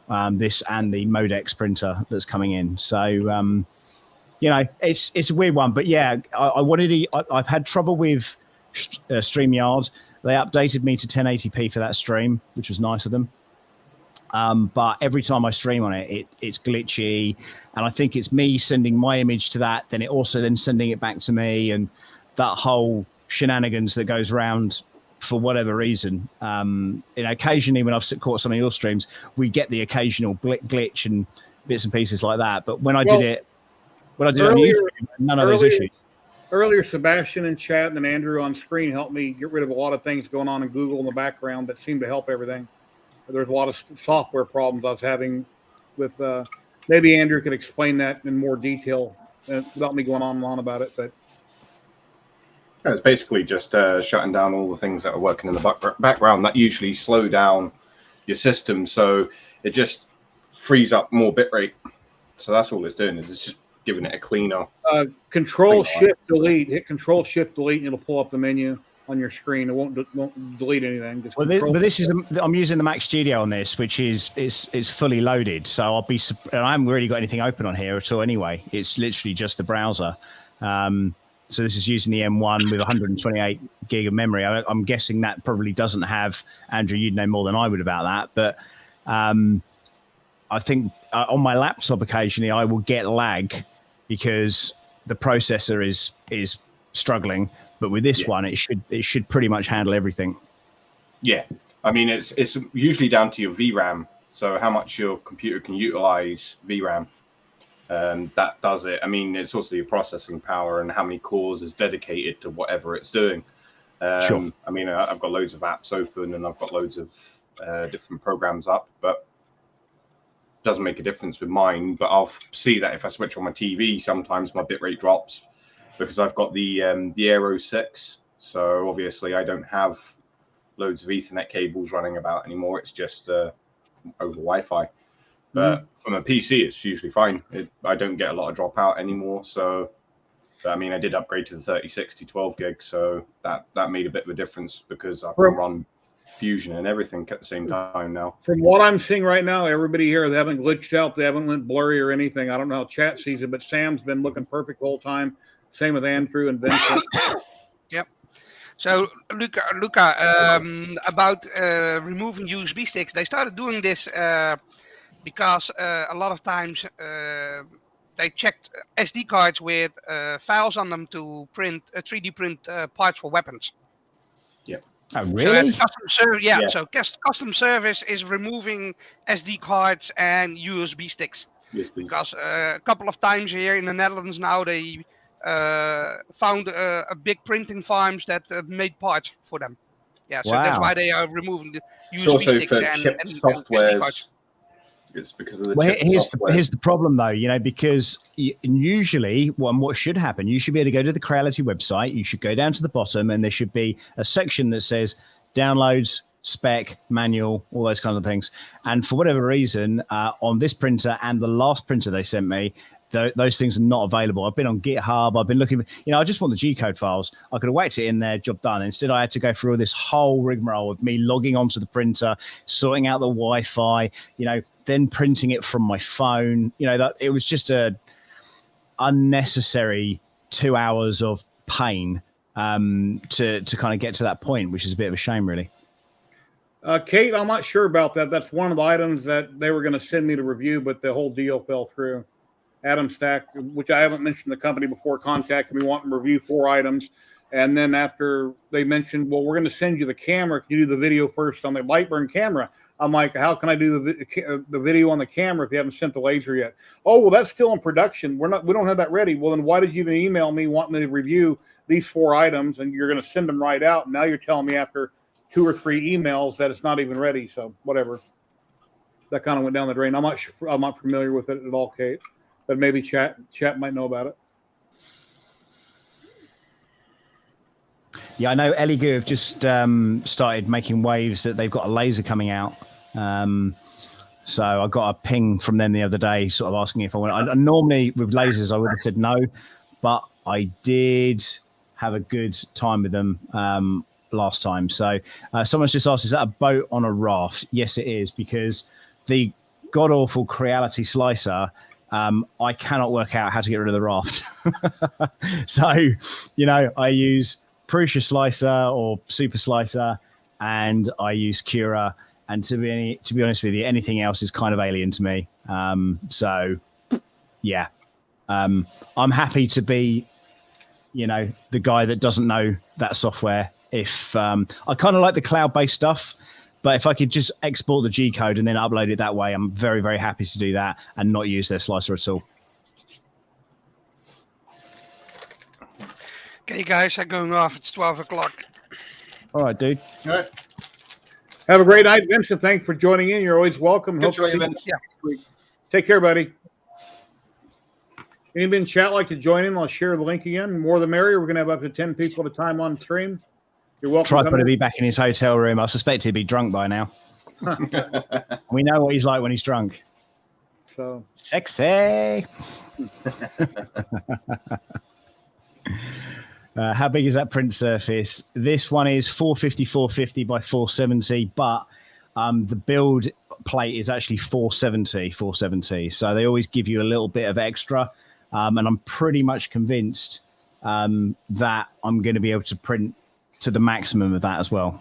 hey, Sam, in one of your videos, since you do so much R2 stuff, you ought to do the first couple layers of an R2 to show people that are watching. Yes, you can do an R2 on here since it'll do 470. You obviously can't have a brim on it, but it should barely fit.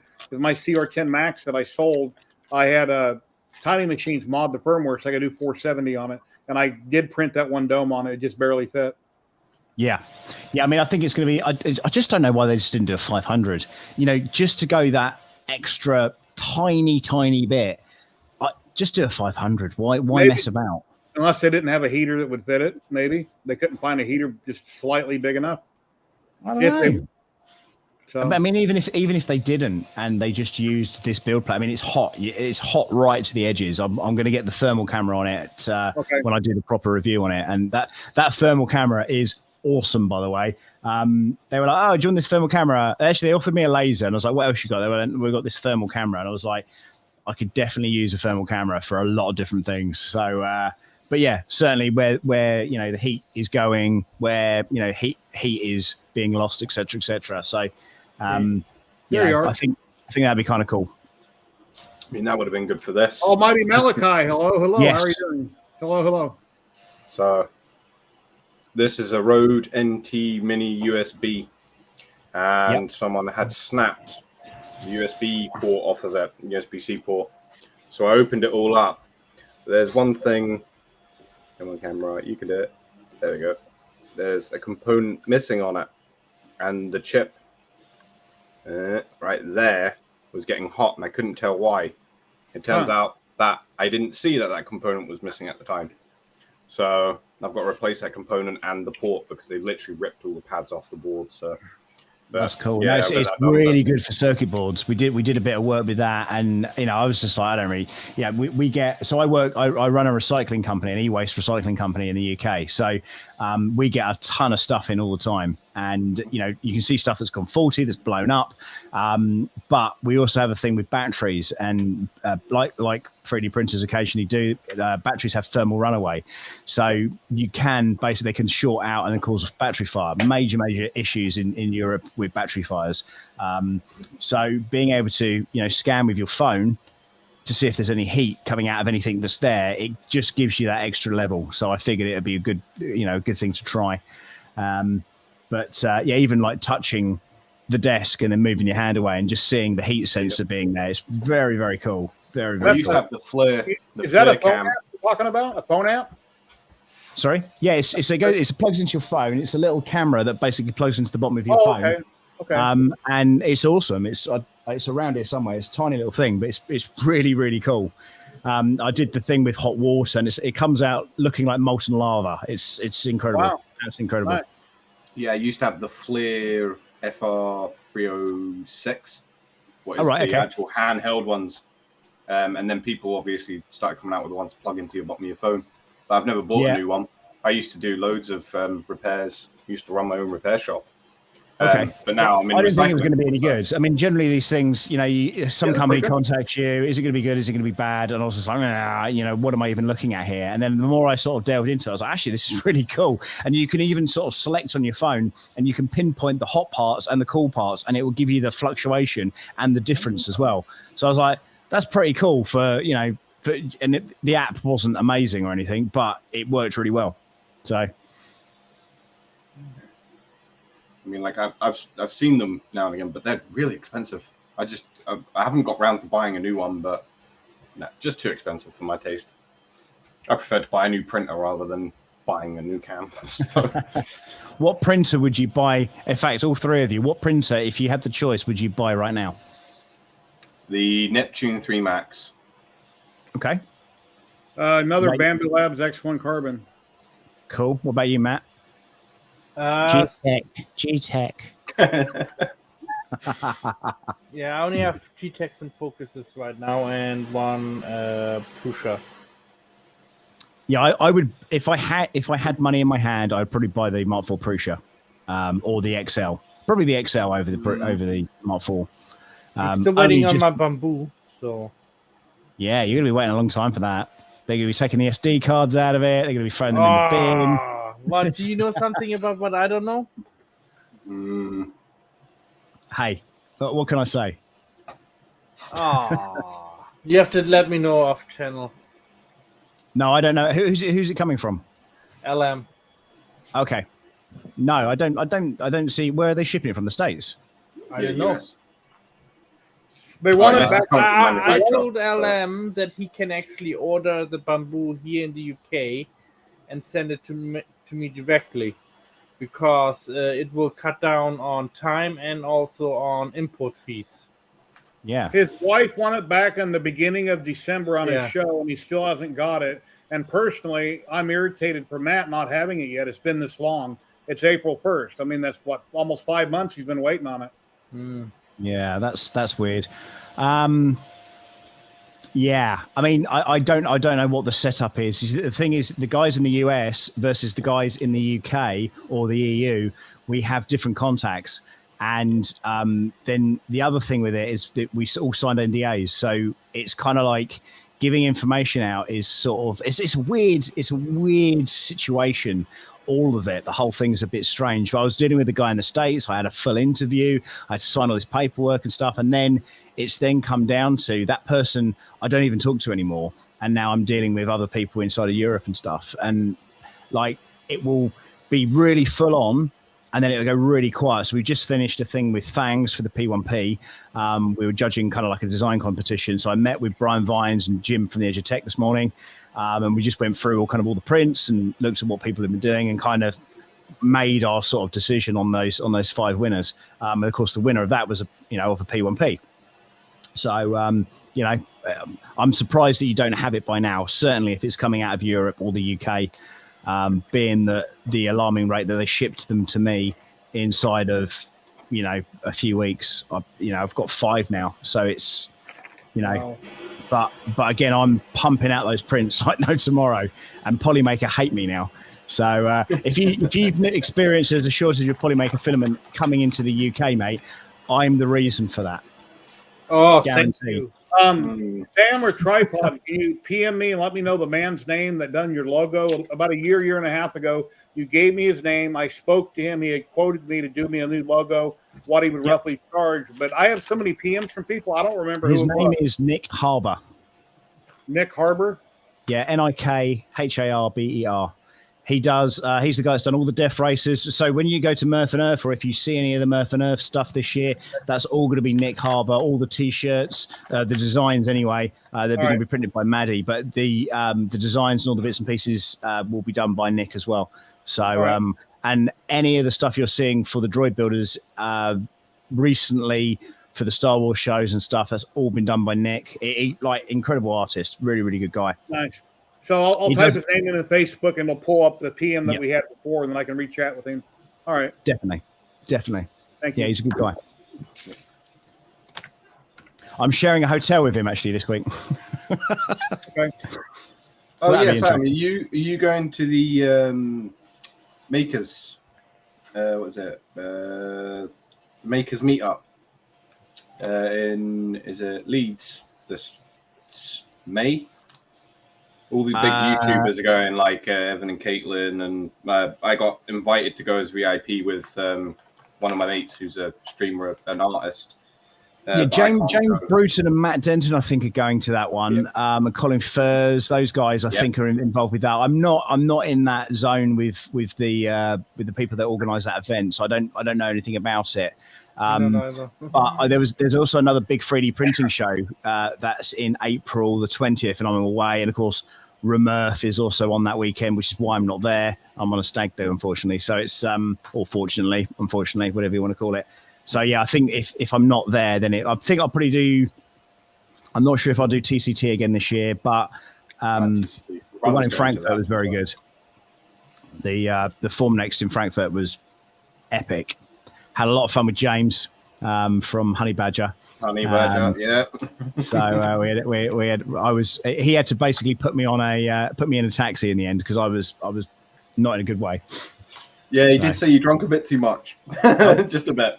Too much beer, huh? German beer. What was it? He said too many cocktails. Yeah, I'm a fiend for cocktails. Tripod will tell you. Long Island iced tea is my flavor. I would have thought it would have been a White Russian. No. Well, I think we ought to do a giveaway. Let's give away a roll of filament, PLA, PET, G, or ABS from Ziltech here in the U.S. It has to go to a USA address, but anybody can enter in the world. It just has to go to somebody in the U.S. So hashtag USA in chat. It's not case sensitive. And then right after that, we're going to do a drawing for some stickers. That will be worldwide on the stickers. And I'll show you what stickers it'll mail out. So let me pull up the other wheel. Let me find it here. And the reason I'm using the StreamYard giveaway tool is because it'll work on any platform. Ladies and gentlemen, we've got the one and the only, the anniversary dude, the three-legged guy, Tripod's Garage. Hey, John. Shit, I got 3 legs. Man, I just, every time. Yeah, that's not why they call him Tripod, according to my mother-in-law. So hashtag USA in chat, and let's do a drawing right now. And you need to be throw the whole thing out. Hashtag. What's Jen doing? Yeah. See Here we go. She's not following any swords. No. What's she doing? Checking out my TikTok. Yep. Kate, congratulations. Kate. Hey, perfect. Cool. So we got. Kate, are you in chat? I'm sure you are. Yep, you just typed in hashtag USA. Weird looking Miller Lite beer. Kate, go to, are you in chat, Kate? Say something. And the wife has a beer. No, she's got her. Yeah, she answered. She's got her Seagrams. Say again, John. Yeah, thank you. What? What did you say? I said Kate. the wife has her Seagrams. You tried the Seagrams when you were at our house. But you like the Mike's Hard Lemonade. You didn't even know it had alcohol in it when I first gave it to you. Yeah, Kate, go to Ziltech.com, pick out a roll of PLA, PET, G, or ABS, and I already know your mailing information. Email me, let me know what you're interested in. I'll let my rep know, and she'll get it mailed out Monday. And I can almost talk as fast as Sam, but I trip over my words a lot. That's a skill and an art. Because I don't want to get caught out saying something that's incorrect. Yeah, when I tape myself, I screw up left and right, and lately I've been messing up my intros left and right, and I got to retape them. I just draw a blank. I called my X1 Carbon X tool the other day, and I was trying to tape something. So it's easily done. It's easily done. Again, if you, like I say, with things like streaming and stuff, if you don't do it often, things are great, don't they? You know, Ziltech sticker is pretty common. And then from Light Source Engraving, he engraved me on his fiber laser. Oh, nice. A little metal business card. Came out really nice. And then on these little leather patches, kind of like you'd have on the jeans of your pants. It's got this. I've never seen these before, blanks, but it's got stitching all the way around it. You put my logo on it. It actually has a sticker on the back, so you can stick it. So you can stick it? Is that what you do? Yeah. And then one of his stickers, Light Source Engraving. And then one of my normal... You can tell John's had a drink. 3D HD stickers. So we're going to do a drawing right giggly. now. We'll do a drawing for these right now, and I'll mail them out to one person anywhere in the world. Got them in an envelope. I got a whole bunch of universal stamps. And all you have to do to win is hashtag USA in chat. We'll pick a winner. I'll give you my email address. You can email me, and I'll get them sent right out to you. Let me pull that wheel back up real quick, and then we'll be done with it. Okay, here we go. We're drawing for the next person right now. for the stickers. For the stickers worldwide. One winner. Sebastian, congratulations. Are you still in chat, Sebastian? Yeah, I'm here. Nice work. Yeah. Oh, cool, Sebastian. Yeah, Sebastian, I'll drop my email in chat, and you can just email me your mailing address, and I'll get them sent right out to you. Glückwunsch. Was that? I said Glückwunsch. Means Oh. congratulations in German, as he is German. There you go. Thank you. Let's pull John up and see what he's been up to. Sprechen Sie Deutsch? There you go. Nein? Howdy, howdy. You're smiling. Hello, Mrs. Tripod. How you doing? Good.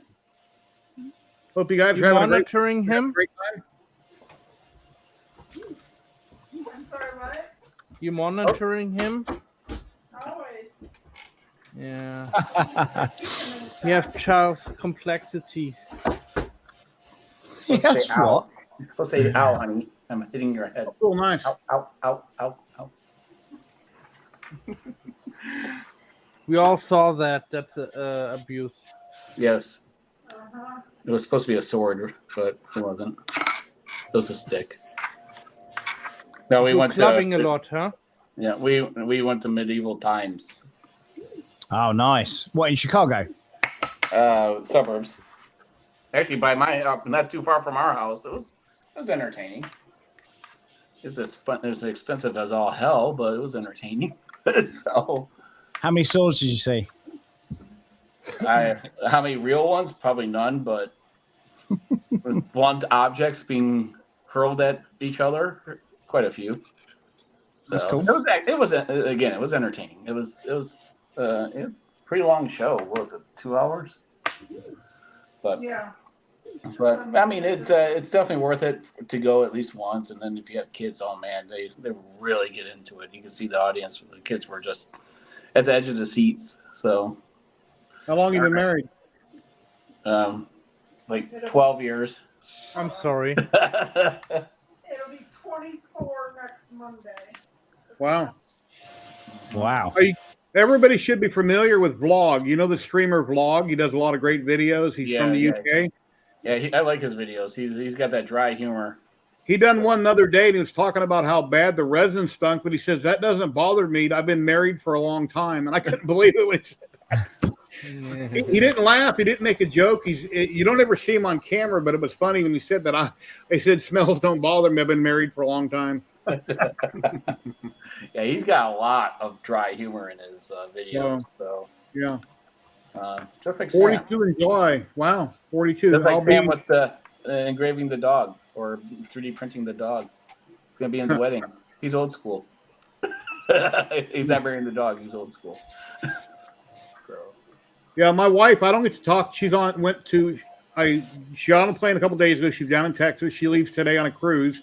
She says, well, I can't call you till next Saturday. Boy, that's going to be something else. Can't talk to her. I bet your heart's broken, Jerry. Yeah. She wants to have a good time. That's why she went without Jerry. Oh, I'm sorry. That was an internal thought. Well, she says that when she's here, all I ever talk about is 3D printing. And I can walk in the bedroom and say, no, this isn't 3D printing. Now we're talking about lasers. I'm telling you something I just did. But anyway. Yeah, so Kate, there's I just went through my inbox and I looked for F3. I got that same email as you, Jerry. I didn't know. I get so many laser review ones. It's probably the same email that you got with the 3 items. Oh, yeah. The laser, the camera, and the board, the honeycomb surface. And I'm like, it's okay, but it's just a beefier laser module and the camera that's going to be in the way of everything. Yeah. I mean, it's nice for a CO2 enclosed laser to have that camera built into the lid, like the Wiki Cloud and all the others, but otherwise it's just so out there. Well, and then they wanted me to review the camera before the laser came. She said, well, I can't send the laser. It's still being developed. I said, well, then why did you even email me? You said you want to send me 4 items, and I've reviewed for you before. And all of a sudden it's like, well, once you do the camera by itself, well, how can I? What am I going to put it on? I'm not going to take that camera and put on a different laser that I have, which is down to 1 now since I sold my X tool. But yeah, I don't know, whatever. Well, I'm busy right now with a Panoply Forge resin printer I have behind me, and I have some other videos. Yeah, I actually had to look it up to see which. I'm like, wow, way to go, Jerry. It's not as big as it could be, but I contacted them a year ago, and they didn't respond a couple different times. So the other day I seen a video. Somebody said, "Oh, they're on sale again for like $990." So I looked it up. And I said, "You know what? Let me message them again because eventually somebody might say yes." And they said, "Sure, we'll send you one. We like your channel." I was like, "Yay!" Occasionally I get lucky. So that's a beast of a machine. I was like, I showed the wife the price. I'm like, look what Jerry just got. So yeah, but it's there for Kate for the laser. There's another one. I correspond with people, and it just dies. Right, the communication. I don't follow up. I just don't have time. And then they reached out to me because I gave this shipping address. I'm like, okay, whatever. And I said, when do you expect it to be there? They give a date. So this company, like, oh, just join our Facebook group for updates and stuff. I'm like, oh, one of those things, right? And then, lo and behold, last week, oh, we're finally shipping them out. I'm like, of course you are, because now I'm getting 2 other darn products at the same time. It just happens that way, right, Sam? I feel you, dude. I feel your pain. It really is. It's like it's a great looking product. It really is. But damn it, it happens all the time where you are trying to do your schedule and it fits in, and then they delay, and then they want that video out ahead of others. I'm like, no, you caused the delay. I mean, it's Dev. Yeah. Yeah, but it's fine in a way too for me. Hey, dum. After this, the Gwiki Cloud, I have one other laser module upgrade, if it works, because I received a prototype unit. They didn't know that the upgrade kit they gave me didn't work with mine, which is fine. I mean, but I spent a lot of time working on it, trying to troubleshoot it, and it took them 2 weeks to get back to me. And of course, now they're asking me what's going on. I said, no, your video got bumped. So that's what happens. I say it in every contract that I send out. If there's a problem, you need to come up with the resolution, or the video gets bumped. So fast. And that's what happened. Kate, which message? You sent me 20 on PayPal, and thank you very much. But I don't see a message attached. I don't see an email from you. So I'm trying to figure out which message you're talking about. Yeah, so this new laser that's coming out that I'll be reviewing I think it's better than that Atom stack, and it could be giving X-Tool for a run of the money for a premium, in the premium tier of lasers, open frame lasers. So because you got the low end tiers like where some of the Atom stacks, Congro, and now this other glue is sitting. That one has some pretty cool looking features too. And then you have the mid tier and then the higher tier, which is the X-Tool and other companies.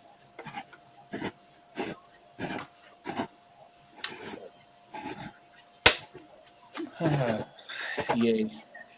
But I gotta get on that fiber laser. I need to do some videos on that. So much fun.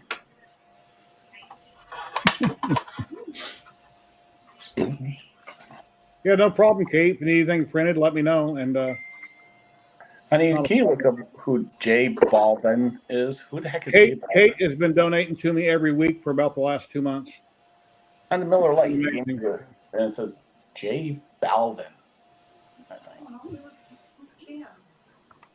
they are. I never said they are. They're pretty cool looking. Let me pull you up there. Here you go. Pretty cool looking can. Nice.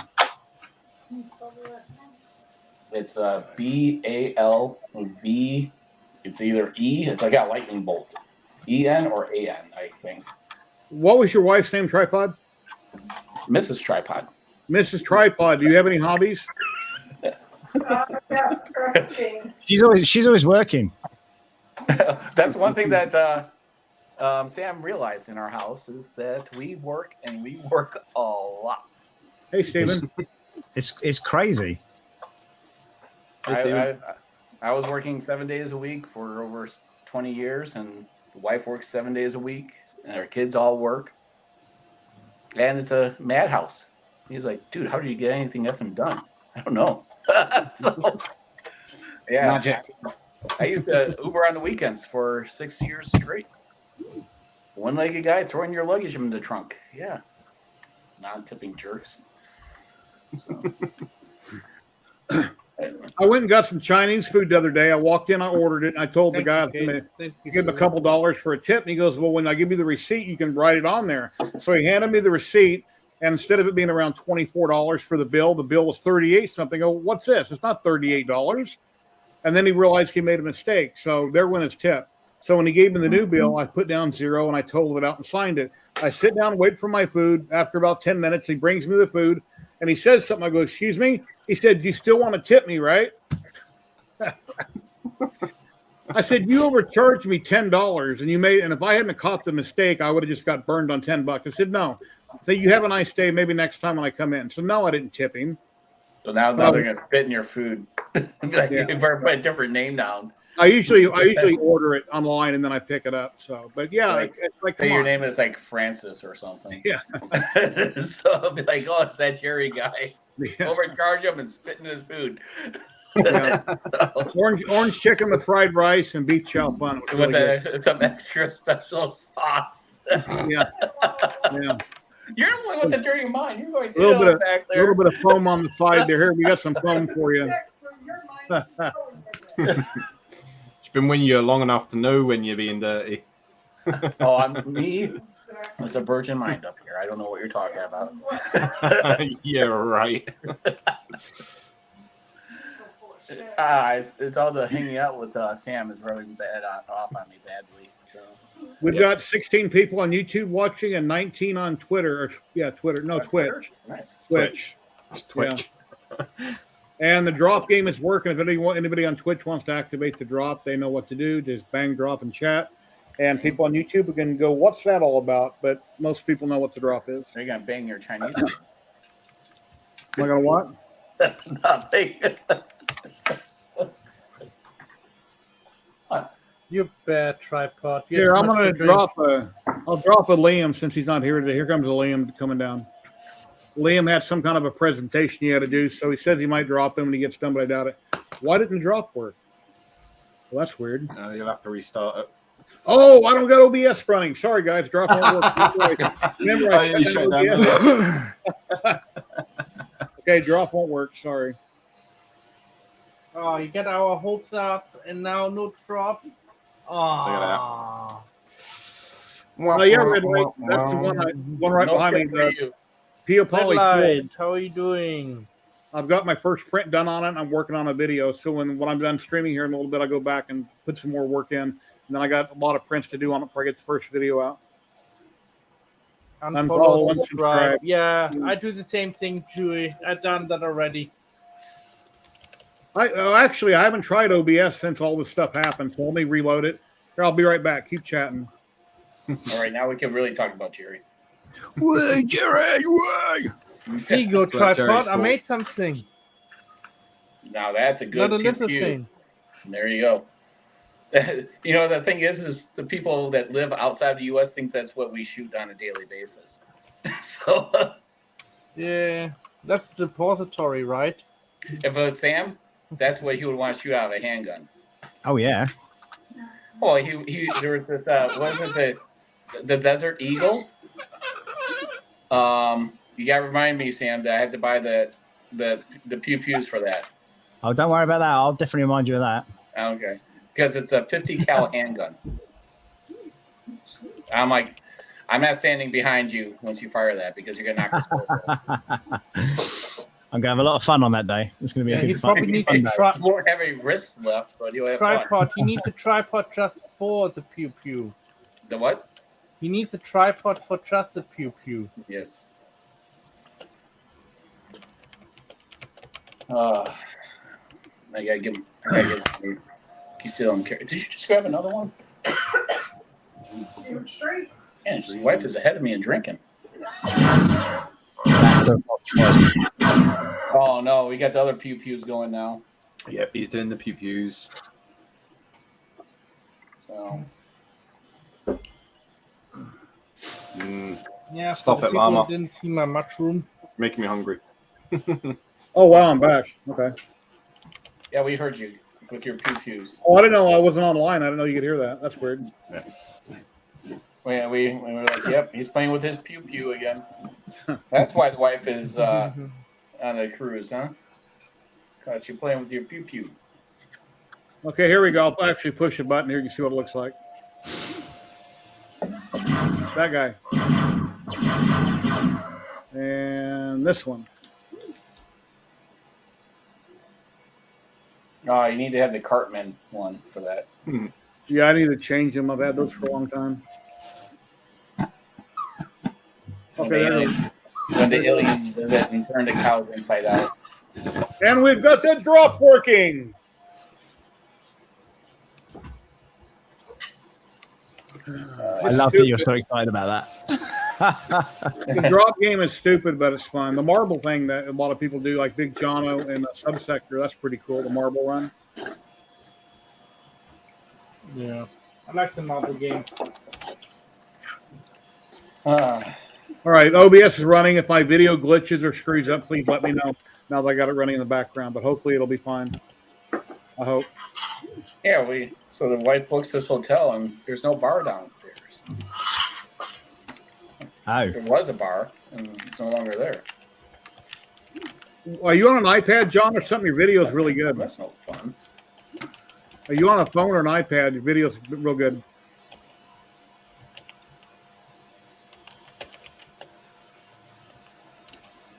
Oh, he must be frozen. I thought he was looking out his window and he never turned back around. oh, what a shame. There he is. No, he's doing it again. Do it again. Do it again. Are you on your phone or an iPad, John? Money. Thank you. John's got no idea. He's even muted himself now. Oh, he's on his phone. He's drunk. Here we go. Let's see what happens with the drop here and pull it back up. There we go. That's not very nice. Even that What? wasn't even dropped as a baby. And you're going to drop me? That's not nice, man. No, you were looking over your shoulder and I said something and you never turned back. And then eventually, I guess when you were locked up and you restarted. So. No, it was the phone's starting to heat up, so I closed some browsers. Yep. Don't ever drop me again, Jerry. Wasn't I didn't. Yeah, Richard, you on Facebook, Richard? Contact me. Yes, contact Mr. I Win Everything, German. Yeah, I see that. Oh, I'm not bitter. Not much. I can go in. I'm going to go to OBS and move that.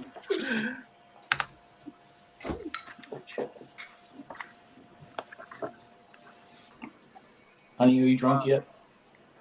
Nope. Gotta get there soon, though. Nice. Because I'm gonna be the third one. She's downing drinks, Sam.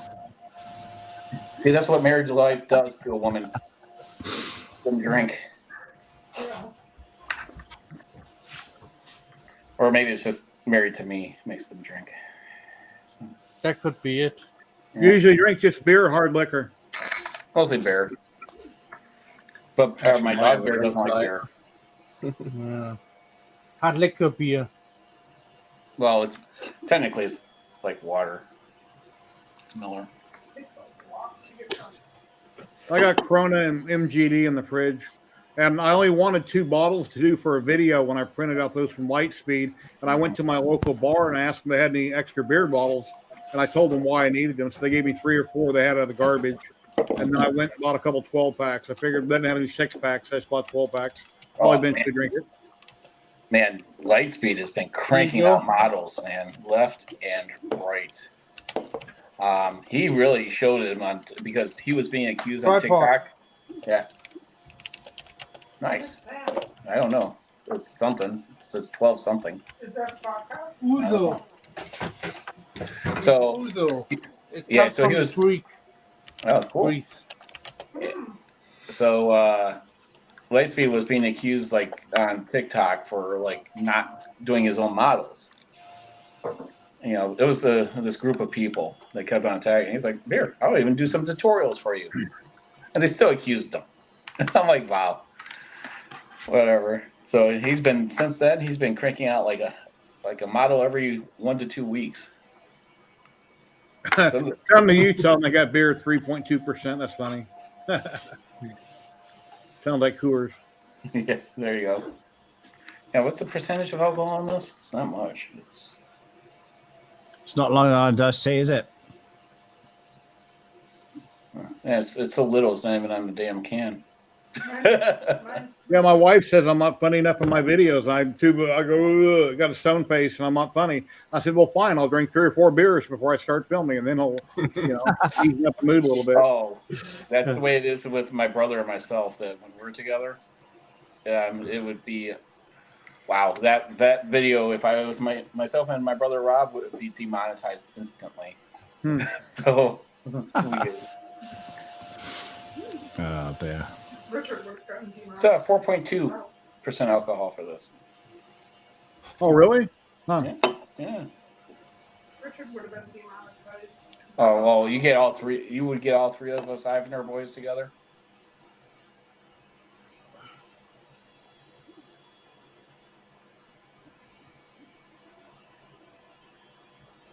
Let's see. I got some pictures here I can show. I showed earlier. Well, here's all the stuff that he sent me. I thought he was going to send me a few emblems that he made up there that are in the leather down below, and then he'd done a couple business cards, and then he sent some tumblers. And a lot of this I can do myself, but I don't on my diode or my K40, but I don't have a fiber laser. And they came out really nice from Light Source Engraving. And I'll show his channel here, as a matter of fact. I forgot to do that. That's that resin I'm trying out right now. And they're a major supplier. A lot of other companies that we've used resin from buys from this company, and then they relabel it. I'm not going to go into any companies, but so far it's printing really nice. So we'll see how it goes. I'm working on 3 or 4 videos for him. And then I noticed Fotis Mint just released this over on his Patreon, and I picked it up off of my mini factory. That's a very nice. I think it's a chief. It's an indent. I have to look up Navajo. Actually, I think he's Cheyenne. I think he put down Cheyenne. Oh, Cheyenne. But Okay. I'm going to print that out. It's one of my prints on this big resin printer. I'm going to do that one. My wife just belched. Did anyone hear it? Yes, I did. Busted. I said, I don't think anyone heard it. So. John Wick here from Sanix. So I'm going to do that in resin also. It looks really nice. That's cool. Yes, honey. Now everyone knows you're a lush. You grabbing one too? She's already on her 3rd one. What do you mean StreamYard blocks? Yeah? What are you on about, Llama?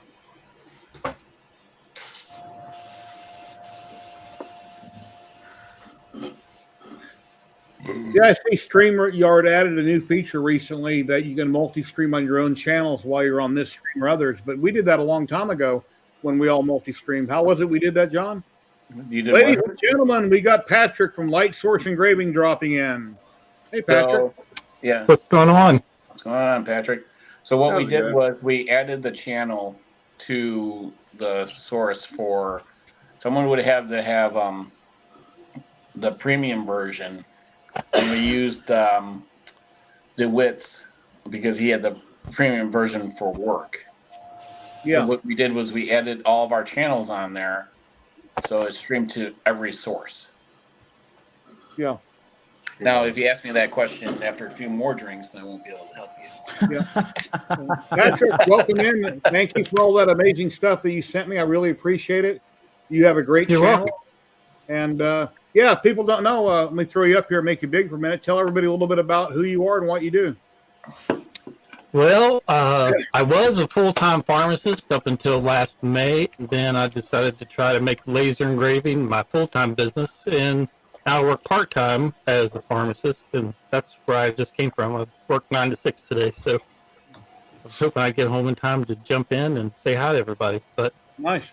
just trying to get the laser engraving business going with basically, let's see, 2 CO2 lasers, gantries, 1 CO2 galvo, and 1 fiber laser, and another fiber on the way. And hopefully try to get my YouTube channel to take off a little bit here soon.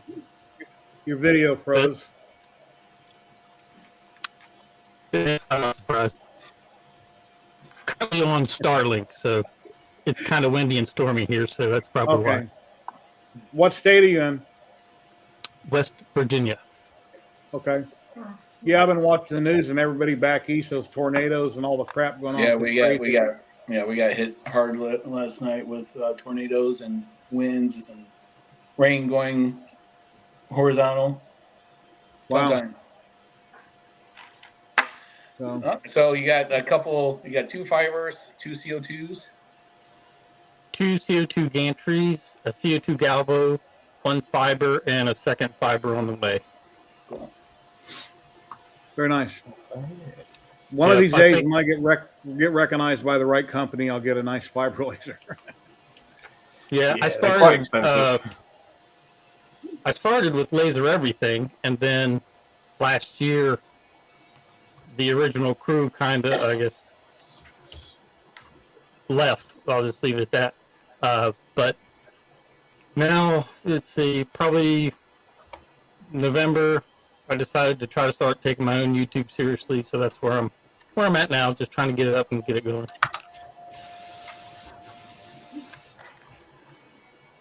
Let me share this link real quick, and I'll show you his channel. Let me pull it up.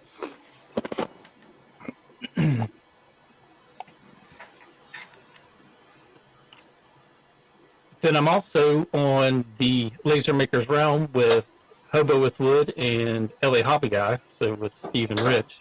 So we're having fun with that, and we'll have a live stream tomorrow. Yeah, I just acquired my 3rd license for light burn for the CO2 because I had to get that now. So now I have the galvo, the diode, and the DSP. So, Yep. Yeah, I started with a diode.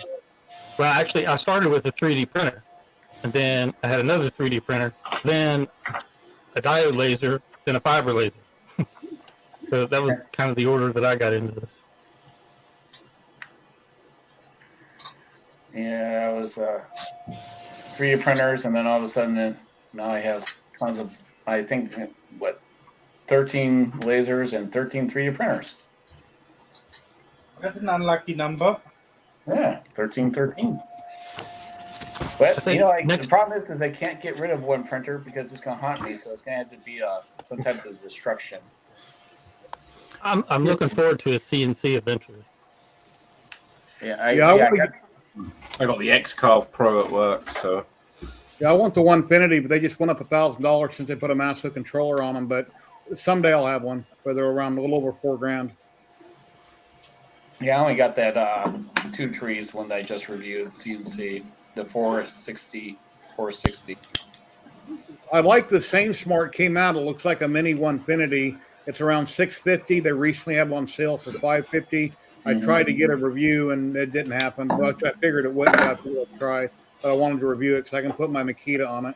It looks like a mini Onefinity, but the travel speed it travels real slow. Yeah, Here's the Patrick's channel right I'm here. going to have to shoot, but nice to see you all.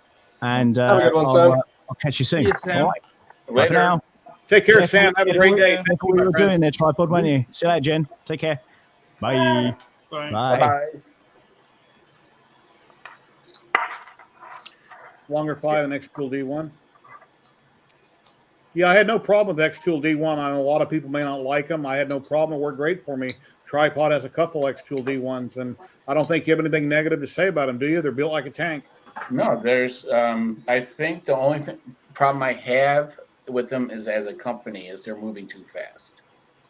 Oh yeah, every other week they got another product they're trying to fix. Yeah, they. I think they need to slow down a little bit because it's. I know it's hard because you want to keep on innovating, but you want to let your product mature a little bit and then go ahead and get something else out there because the constant complaints I hear is that they just bought something and something new just came out. Yeah. You know, and in a way it's good for innovation for a company, right? But it sucks for the customer when it's like, you know, that most car companies will do a new revision every 4 years, but do a mid revision every 2, where they do a slight, they're gonna do the front bumper a little bit different or change a couple tweaks. But imagine if a car company did that all the time. You know, you'd have a lot of angry customers. They're moving faster on changes than phone companies do on their flagships, it seems like. Well, I mean, you look at what Creality just released their Clipper pad, right? And now they got version 2 out, what, 3 or 4 months later? Yeah. You know, so. Yeah, slow down and do it once a year. Let people enjoy what they have until you try to push the next item off on them. Well, the lasers are moving so fast, right, with the power, and I get it. I mean, that 40 watt that I did, I was like, wow. I mean, that's just insane amount of power for such a small module. I mean, it's big. It's a big module, but I'm saying in a small area. I mean, I thought that we'll be stuck at, 2.5 and 5 watts forever, and all of a sudden, it just in the last year, 2 years, it is just exploded with how powerful these have gotten. Uh-huh. And yeah. But yeah, it's I need to get on my fiber laser. I have some projects I want to do. Patrick, when you done those business cards, did you put that in your rotary thing that turns and does the engraving? It's automated? No, I just did those flat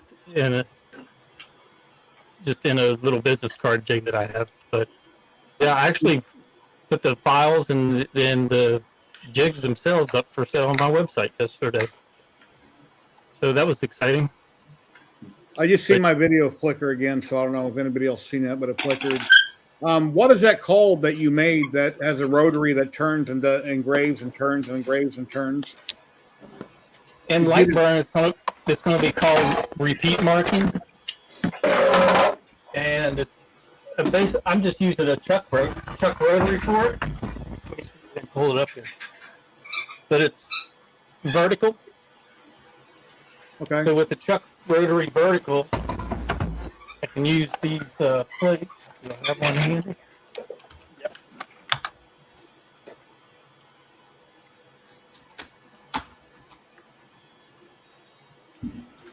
All right.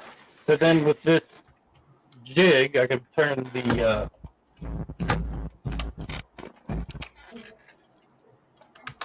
Okay.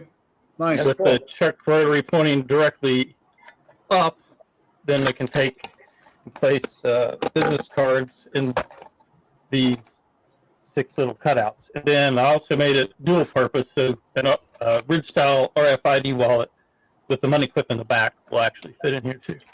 Oh, nice. I've seen like metal versions and everything, acrylic version. I designed that in Lightburn, Nice. just the acrylic version. Then I do have a pen and pencil one as well that fits the same way. Oh yeah, I've seen the pen ones that have like 25 slots or more. Okay. What's that? Yeah, the metal pen ones that you typically see, most of them have the same hole spacing. So I have these 3 holes here, so you can actually take this and mold it down on top of the aluminum pen and pencil. So if you already have one, then you can make it dual purpose by adding the wallets and cards. Okay.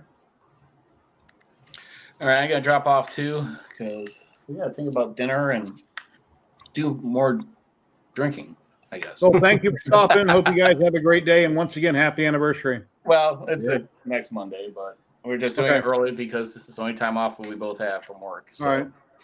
Well, have a blast. Thank you for stopping in. All right. Well, thanks for Nice to talk to you. Nice to talk to everyone. Have a good one. Hasta la nacho. Patrick, case 20, what part of Virginia in? West Virginia, Harrison County, near Clarksburg. Okay.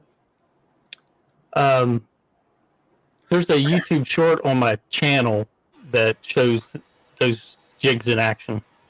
Okay, nice. And it shows a preview of Lightburn 1.4. It's in beta version, but kind of gives a sneak peek of it. The founder of Lightburn was in a live stream last week with Pooch. They were talking about different things and how he got started with the company and how it all became to be. But I've heard rumors, and I think it was the LA hobby guy Rich was talking about it. Isn't Lightburn going to be supporting CNC soon? Yes. Have you heard when any of that might happen with one tool path or something in a couple months, or no idea? Maybe this year? Or? I have not heard specifically when. Okay. But they are having the Lightburn experience in October, and I wouldn't be surprised if it's not debuted before then. Yeah, they debut it there. Because a lot of the software costs so damn much money, and nobody wants to go out and spend $600 or $1,000 to buy this software or that software. And that all companies need to get away from subscriptions. I mean, everybody should buy things for a flat price, reasonably, if you're a hobbyist. And paying a subscription is everybody wants a subscription. On everything you do in life nowadays, and it sucks. Yep. Well, the latest beta version that came out, it was a couple weeks ago, 3 weeks ago. I had some issues with it and with it framing, and they got that fixed, and they determined that it was from some of the CNC stuff that's built in there that was causing the issue. So they got that resolved. So it's already, at least hidden in the beta version. Probably unless you have they might have a beta out. I'm not sure. Okay. Yeah, I've got Lightburn in the garage and in here. I have my K40. I don't use it very often, but I do have a K40, and then I'm down to, I was going to say I had two 10-watt diodes, but like I said, I sold my X tool because I thought I had one coming in the mail, and then that deal fell through because they wanted me to review the camera before the laser, and now I'm not going to waste my time. So if I didn't have lasers, I was still working with the graphics, I would probably still want Lightburn just because of the functionality of it. It's very simple and easy to learn. It'll do almost anything and everything you need. Yep. Definitely. And you say you're a pharmacist by day? Yep, that was my former life. I was a full-time pharmacy manager for Sam's Club for 16 years. Oh, wow. Wow. That's a high-dollar job. I mean, the best of my knowledge from what I know of the trade. Yeah, more than lasers at this point, that's for sure. Yeah. So, I kind of gambled, but at least I can still do some part-time work, and I could probably go full-time somewhere if I needed to. I don't want to do that. You look annoyed about that when you said that. Yeah. Part-time. Yeah, I go full-time. Yeah, I just wanted to. I want out of the pharmacy and medical profession in general. Yeah, I understand that. And this is more fun. It's taxing, isn't it? Most of my life, I was a delivery driver here in Vegas, and after that, I was construction for 20-something years as a union labor. So I have a pension. I'm retired, and I've been retired now for 10 years, going almost 10 years. And as soon as I retired, my health went downhill. Didn't want to say that. My health went downhill. I lost all my muscle. My calves used to be huge, and now they're not. I'm not in shape like I used to be.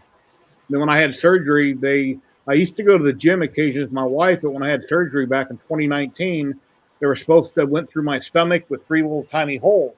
Instead, they cut me open like a pig, a foot straight down from my belly button.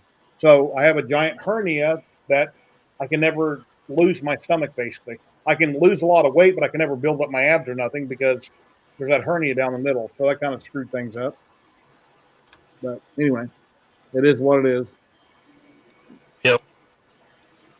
Luckily, I was able to keep full-time insurance through this year, or to keep the insurance, even though I was working part-time based on my hours from the previous year.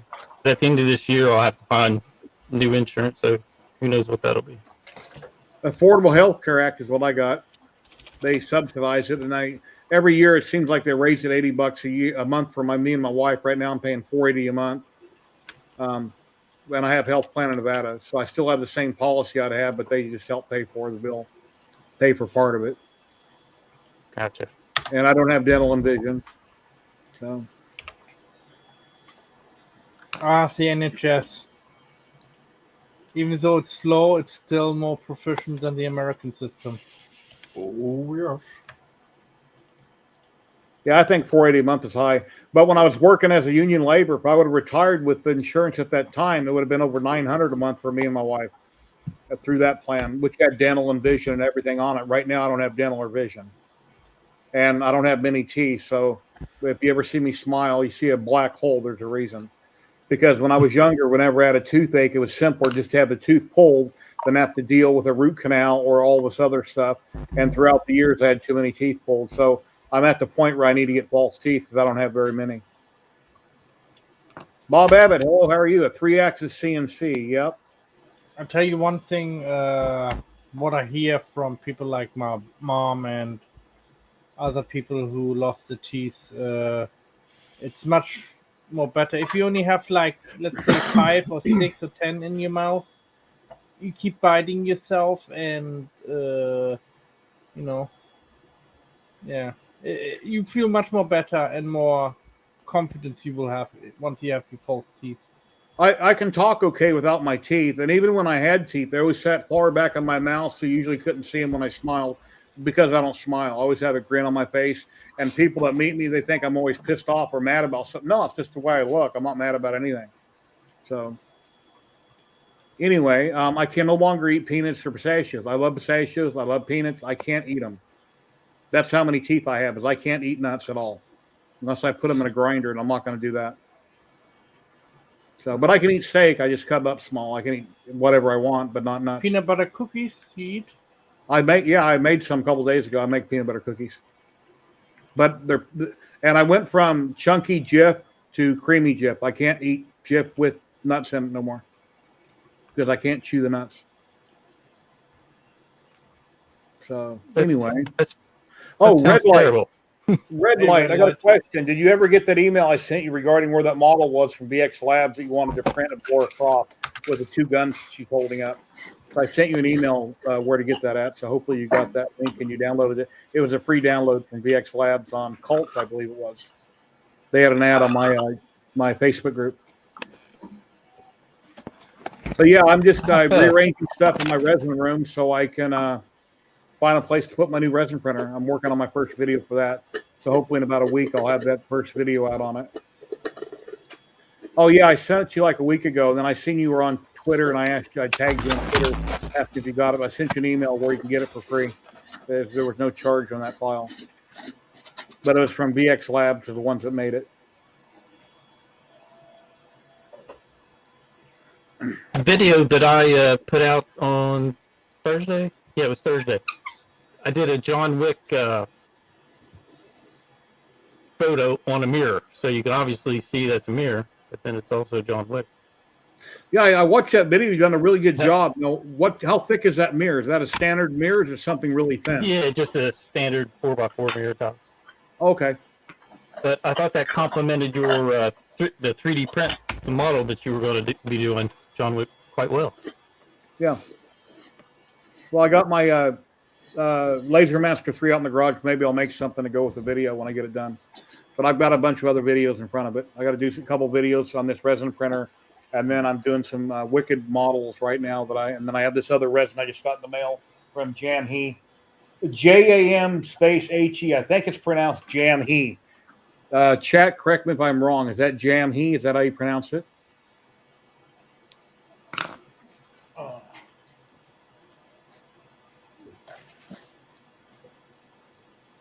Jamhe, right?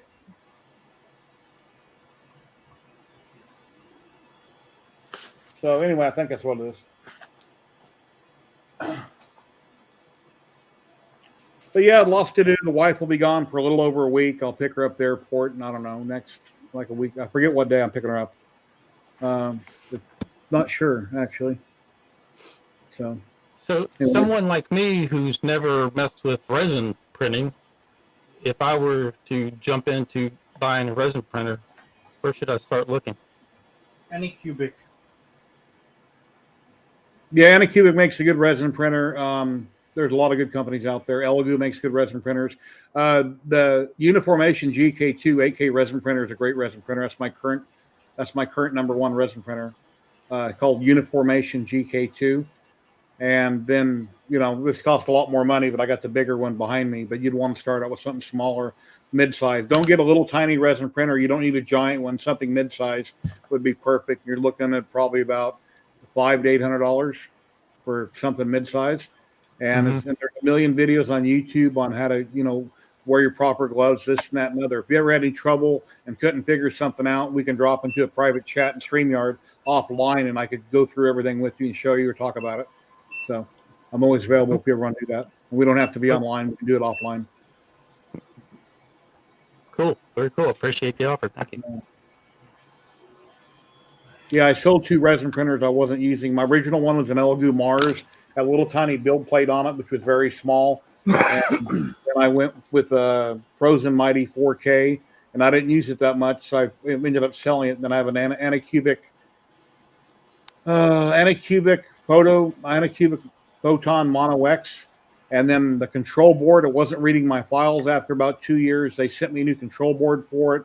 I put it in, so now when I slice a file, it'll see the file name, but it doesn't show a picture, so there's nothing to print.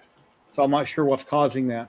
And I've used CheetahBox for years now. CheetahBox Pro is a slicing software, and I just started using Lychee a couple days ago. Because Lychee is, Lychee so far, it's like, wow, look at all these features that CheetahBox don't have. So much easier to use, and Cheetah it's a bit more smarter as well, I find, because Cheetah, I had a few problems, and I went over to Lychee because someone's like, oh, have you tried it? So I went onto it, and it's just so much easier. Especially like the support generation, like you can remove everything. It does automatic bridging between 2 supports if they're close enough. What CheetahBox sometimes does, but you have to hold shift. Where with Lychee, it doesn't. It does it automatically. So it's really good. When I put holes in my model, when I hollowed out the model and I put the holes in it, I thought after I sliced it, it would show me the hole, but it doesn't. It just shows me the mark where the hole's going to be. It doesn't actually show it's being invisible. So when I slide it down, I can't see the hole there. It's just, I don't know. Yeah, the Photon Mono 4K is very fast. What? The Photon Mono 4K is very fast resin printer. Yeah. Well, what's nice about a resin printer versus FDM is whether you have one thing on the build plate or 100 things on the build plate, it all prints layer by layer. So one item will take exactly the same amount of time as 10 items. That's based on the height. You might run out of resin earlier. Just dump in it as it's working throughout the night. If the vat's getting low, pour more resin in it while it's working. I do that every time I print, and I've done a few hundred resin prints. Yeah. Oh, you got it? Red light, good. Yeah, I sent that to you like a week ago or something. Yeah, all right. I guess you don't check your email much. But yeah, I'm glad you got it. You liked the file, and it was free, so that's the one that Liam had done. Where is Ike today? He's usually on. Where is Ike today? Let me take you off the big screen. Sorry about that. People kind of get annoyed when they sit there too long. Anything you want to talk about, Patrick? What you guys got planned? What do you got coming up on your multi-streaming or your channel or your videos? Anything you'd like to talk about or plug or share, you're welcome to do so. All right. Well, we talked about those rotary jigs. I 3D print some air assist kit for fiber lasers, galvo lasers in general. That helps. You can hook it up to a compressor or like an aquarium pump. Glock Pew Pew jigs for the G models. I have those that I print and sell. Let's see. Videos coming up. I've got a whole list. I got myself today. Do you have a website? Do you have a website where you're directly selling stuff? You can share it in private chat, and I can post it if you'd like. If you've got a link. Yep. Yeah. Sure do. You have, throw them in private chat, because when you're a guest on somebody's stream, you can't type.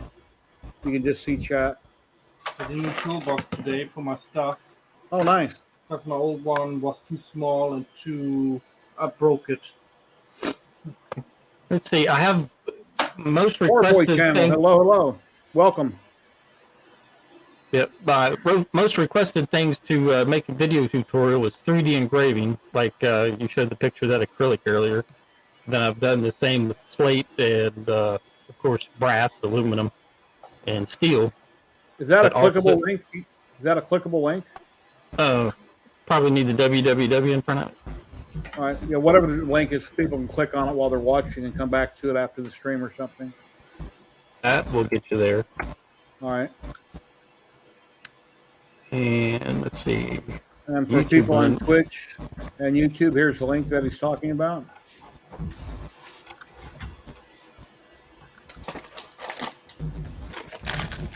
And his YouTube channel, I can pull that back up, or you can reshare that faster than I can pull it back up, and I'll repost your channel. Oh, you already did. Yeah, so if you have a revolver and you have your cylinder, I'm going to do a video on how to make a template for that and then get a perfect engraving using your rotary, wrapping around your cylinder. Done several of those, so that's one that's upcoming. Let's see, the light burn repeat marking feature. I'll be doing a video of that to support the jigs. And then there's a website that I don't think a lot of people know about. I've reached out to the owners, and it's a lot of free resources for laser engravers. And I'm going to feature that website and do a dual video. So one part will be for Laser Makers Realm, the other part's going to be for light source engraving. So Hobo with Wood, does he do Facebook? Yes, he does. Okay, if you could in private chat or whenever, PM me his name and I'll do a friend request on him. Okay. I'll do that right now. And I guess Rich is busy on the weekends. It's hard to pull people in on the weekends when I have live streams, but Rich pops in once in a while when he has time. Yeah, there's so much stuff to keep up with all the social media channels, links, websites. Yeah, that's why I don't have a Discord channel. I probably should, but I don't, because I got Facebook. I've had that for like 5 or 6 years or something like that. And then I do YouTube. I'm on Twitter quite a bit. And that's something What's that? Sorry, didn't mean to interrupt. I said that's something I should share, the Laser Makers Realm Discord. Yeah, definitely. I guess I could start a Discord channel and try to populate it with people. Let's see, let me copy this link. Hobo lives right down the street from me. Oh, cool, Jack. Very nice. All right, there's Discord invite link there. Yeah, I don't get on Discord every day. It's always beeping on my computer, so I usually leave it shut down. I go there once in a while. It's just a small Discord community at the moment, but it will grow as the channel grows, I would imagine.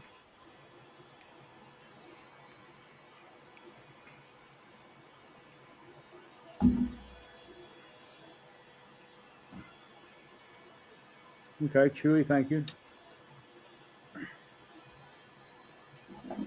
Yeah, if you need a person for Discord, Chew is the person to talk to. He knows a lot about. He helps with Polymaker too sometimes.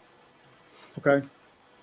Also, upcoming videos will be using the 3-in-1 laser that is 1,000 watt, and it's a cleaner, welder, and cutter. And I have that sitting over here. And as soon as the weather clears up, I'm going to get outside and do some metal cutting and welding and that kind of thing. So those should be some fun videos to watch. I do have a couple shorts and one longer form video that's just the sounds of the laser running up on the channel now. And it's just fun to watch. It's like a handheld lightsaber. It's awesome. My problem is I got too many hobbies. I'm in a 3D printing and I got models everywhere and boxes in another room, and I got a few lasers, which I sold off most of them. So I figured if they're collecting dust and I'm not using them, why keep them? And then I got my MP CNC that I built that I need to turn that into a real CNC. So, and then what else? Painting, which I paint once in a while. I know how to paint, but my wife's like, you got to change the name of your channel. You don't ever paint no more. Well, I do once in a while. That's something that you probably won't catch me doing on camera. I do not like painting. I think I mentioned that the other day.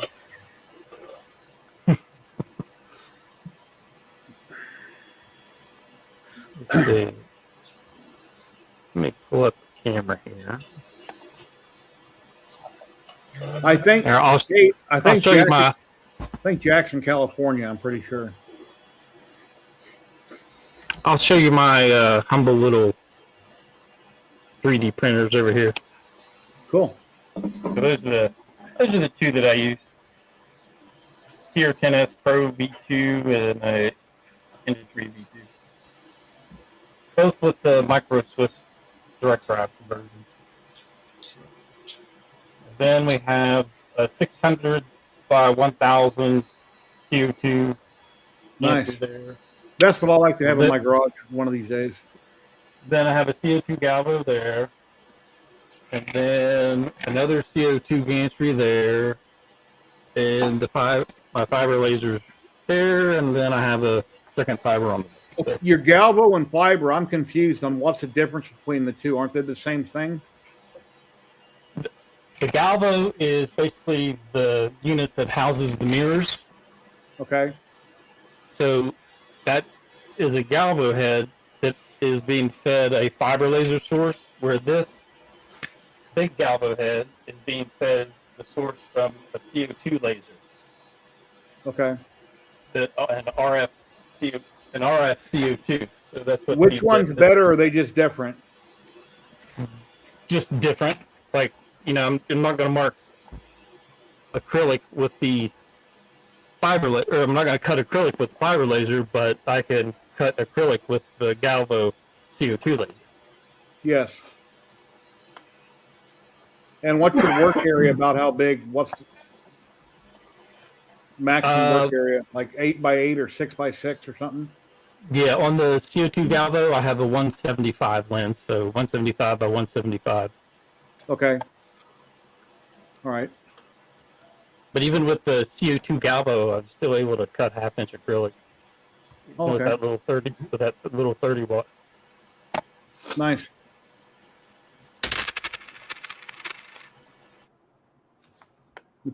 Take you off the big screen. Yeah, if anybody in the chat would like to drop in, let me share out the link one more time. We've been streaming for 3 hours and 6 minutes. Sometimes we have up to 10 people at a time on screen, and sometimes we only have 2.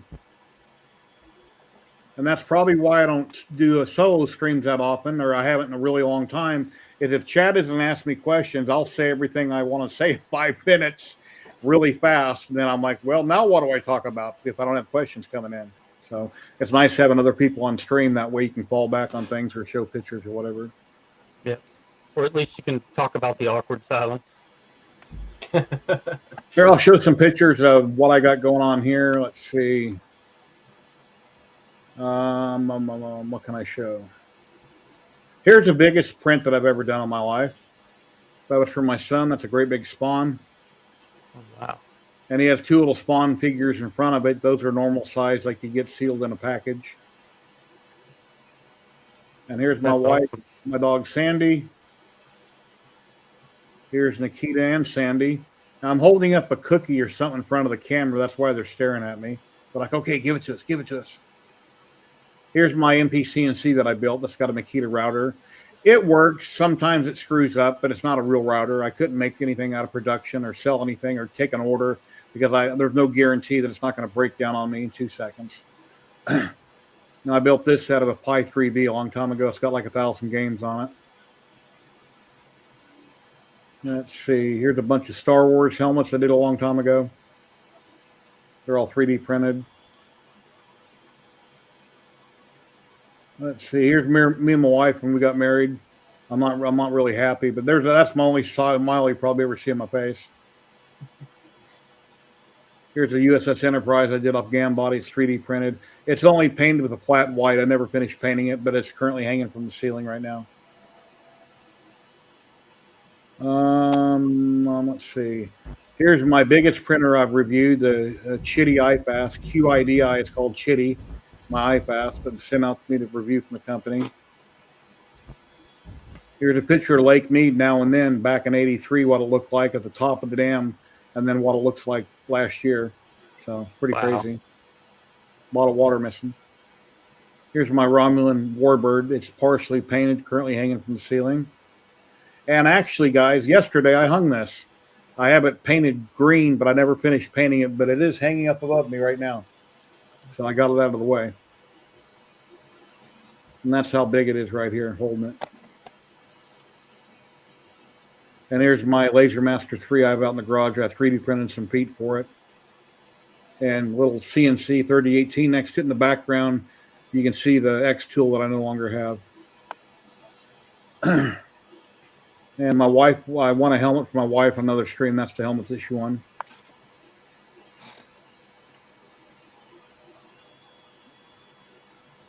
And let's see, that's a picture taken not too long ago. That Cobra I currently have for sale right there next to the Bamboo Labs on the left side of it. And that's my Bamboo Labs X1 Carbon with AMS. That's kind of like what the hobby room looks like right now. This was taken a few weeks ago. And there's a lot of stuff. In that picture, I haven't rearranged that shelf, but I'll show you another picture where you see the picture of me in the middle by the Joker. The whole shelf, I've changed it. And that's, like I say, it's right next to my kitchen. It used to be a living room. And that's my current hobby room. Here's my monitor setup where I'm currently sitting. And right there to the right, you'll see a doorway that did go outside. I had a patio underneath, not a carport, a patio underneath the house that was open. And then I put up a wall and enclosed it where you see the vent going out right there. I got that enclosed. And that's my resin printers.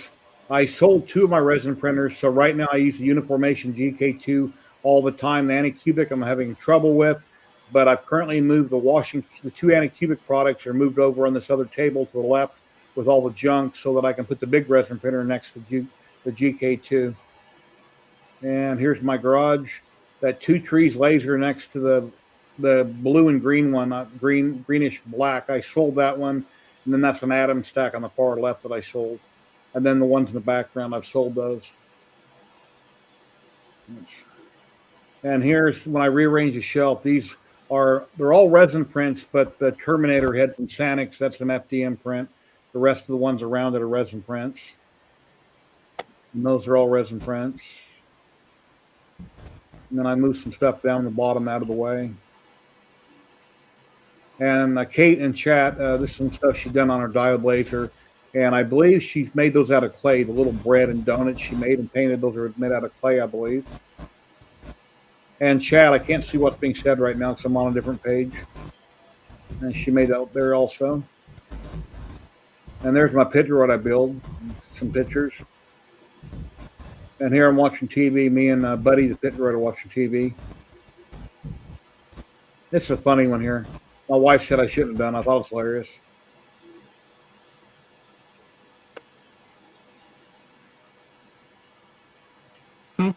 This is from Droid Division over on Etsy, where you can pick up the files real reasonable. And I printed most of the parts were done on the Bamboo Labs X1 Carbon, except for the dome. I done that on my iFast. And that's a resin print I done recently. Got it painted. Looks pretty good on the shelf. And there's some more pictures from Kate. Let's see, it might be the same one. That's a different one. Yeah, that looks really good. Real tiny. Yep. And that's from Patrick right there, Light Source Engraving. You guys can scan the barcode, and that's all that he does right there. You're welcome to please go check him out.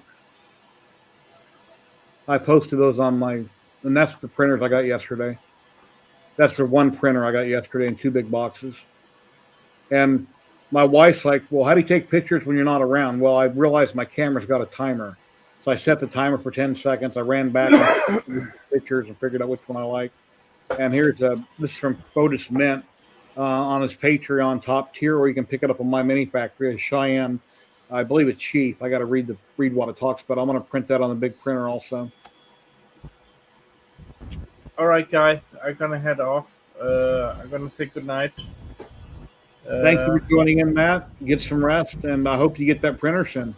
Yeah, thank you for letting me come on, and everybody enjoy your evening and there.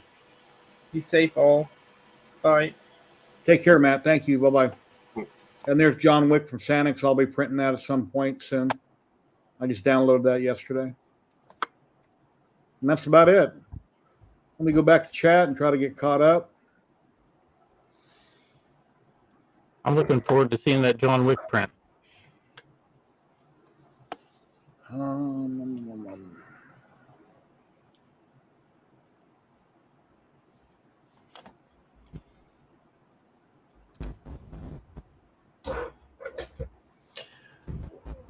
The Chitty iFast, how Chewy says, how do I like it? Well, once I figured out how to do filament changes on it and stuff, it prints great. Yeah, it works great. I have no problem with it. I do have one problem. The magnetic flex plate that's on it, the magnets that are built in the bed aren't strong enough. And if I put a couple pieces on it, it'll layer shift. The whole thing will move. So I put black duct tape on it to hold it down. A $2,500 machine, I had to put duct tape on it. Yeah, for some reason that when you do more than one part, a lot of times it'll give me a layer shift and it'll move. So I taped it down. It's got a camera I can monitor with my cell phone and occasionally tape video on it. But yeah, it works good. It's got 2 sets of heads.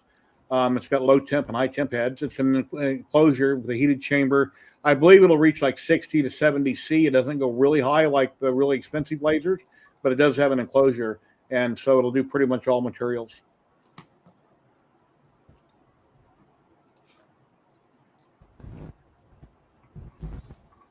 Right, I'm going to jump off. I've got some stuff to do and then off to bed. Up early tomorrow again. Well, thank you very much, Randy, for popping in. It was great seeing you. You're always welcome. And yeah, good to see you. That's all I can really think to say. Thank you very much for everything. Yeah. Catch you later, all. Have a good one. Take care. Bye-bye. Bye. Here's another link from Patrick on Facebook where you can find him on Facebook. Let's see.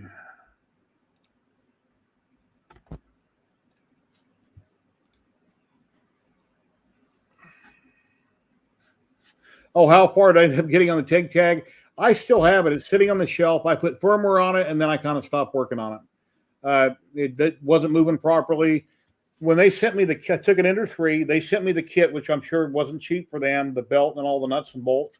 And then I had to go to a specialty store here in town to buy a lot more nuts and bolts. I spent about $60 to $70 in nuts and bolts, that I added to it. And I just haven't went back and worked on it. It's still sitting there. Liam can never get his working right. I don't know if I can or not, but I haven't taken the time to try to work on it because I've always got 1,000 things going on. But it's still sitting over there. I don't plan on selling it. It's not a running machine, but I need to get back to it and work on it. When I did that first video on, I got a lot of views. I got a hell of a lot of views on it, which really shocked me. But yeah, it's not done, but I do still have it. And I have tried TIG Tag's resin. The resin works great.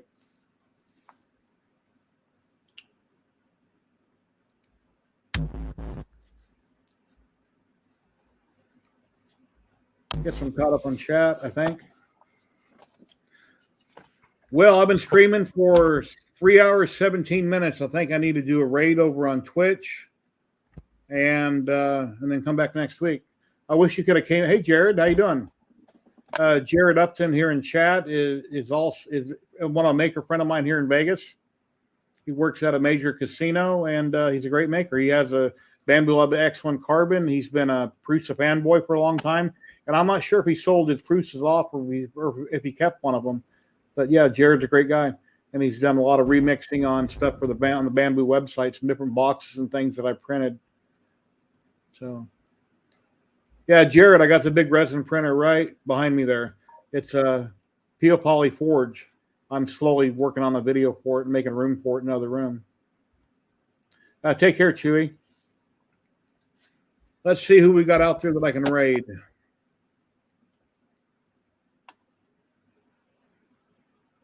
Is Subsector on right now? Let's see if she's even on.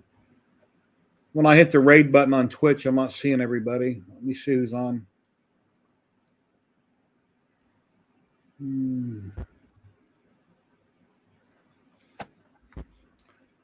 Astro Connect. I'm not seeing a lot of people on. That's something I don't know much about is Twitch. Yeah, there's a lot of live streamers go over to Twitch for 3D printing, for lasers, for singing, for games, for pretty much anything and everything you can think of. Oh, you kept the Mini? Okay, Jared. Yeah, he kept his Prusa Mini. Great. Yeah, I still got mine. I don't ever plan on getting rid of it. So I multi-stream. When I come into StreamYard, I pick Twitch as a destination on my channel and then on YouTube. And then when I do giveaways, then I simply run the giveaway tool through StreamYard. That way, whatever somebody types in chat will come through StreamYard. It'll pick it up, and then I can do the giveaway that way. Astro Connect. He's on with 9 people. Guess that's another way to expand your viewing audience is to get it on another platform. Yeah, well, I moved my live. I was originally on YouTube doing live streams, and then I moved them all to Twitch exclusively, and then I came back to YouTube for both. But all my videos go up on my YouTube channel. Okay. Astro Canuck. Okay, we're going to raid into Astro Canuck. Everybody's on Twitch. Thank you very much for watching. It's been awesome. Please like, subscribe, share, and I'll see you next Saturday at 1 p.m. Pacific. And everybody on YouTube, thank you very much for watching. Thank you for everybody, all that you do. Please subscribe, share, check out Patrick over on his channel. I shared the links.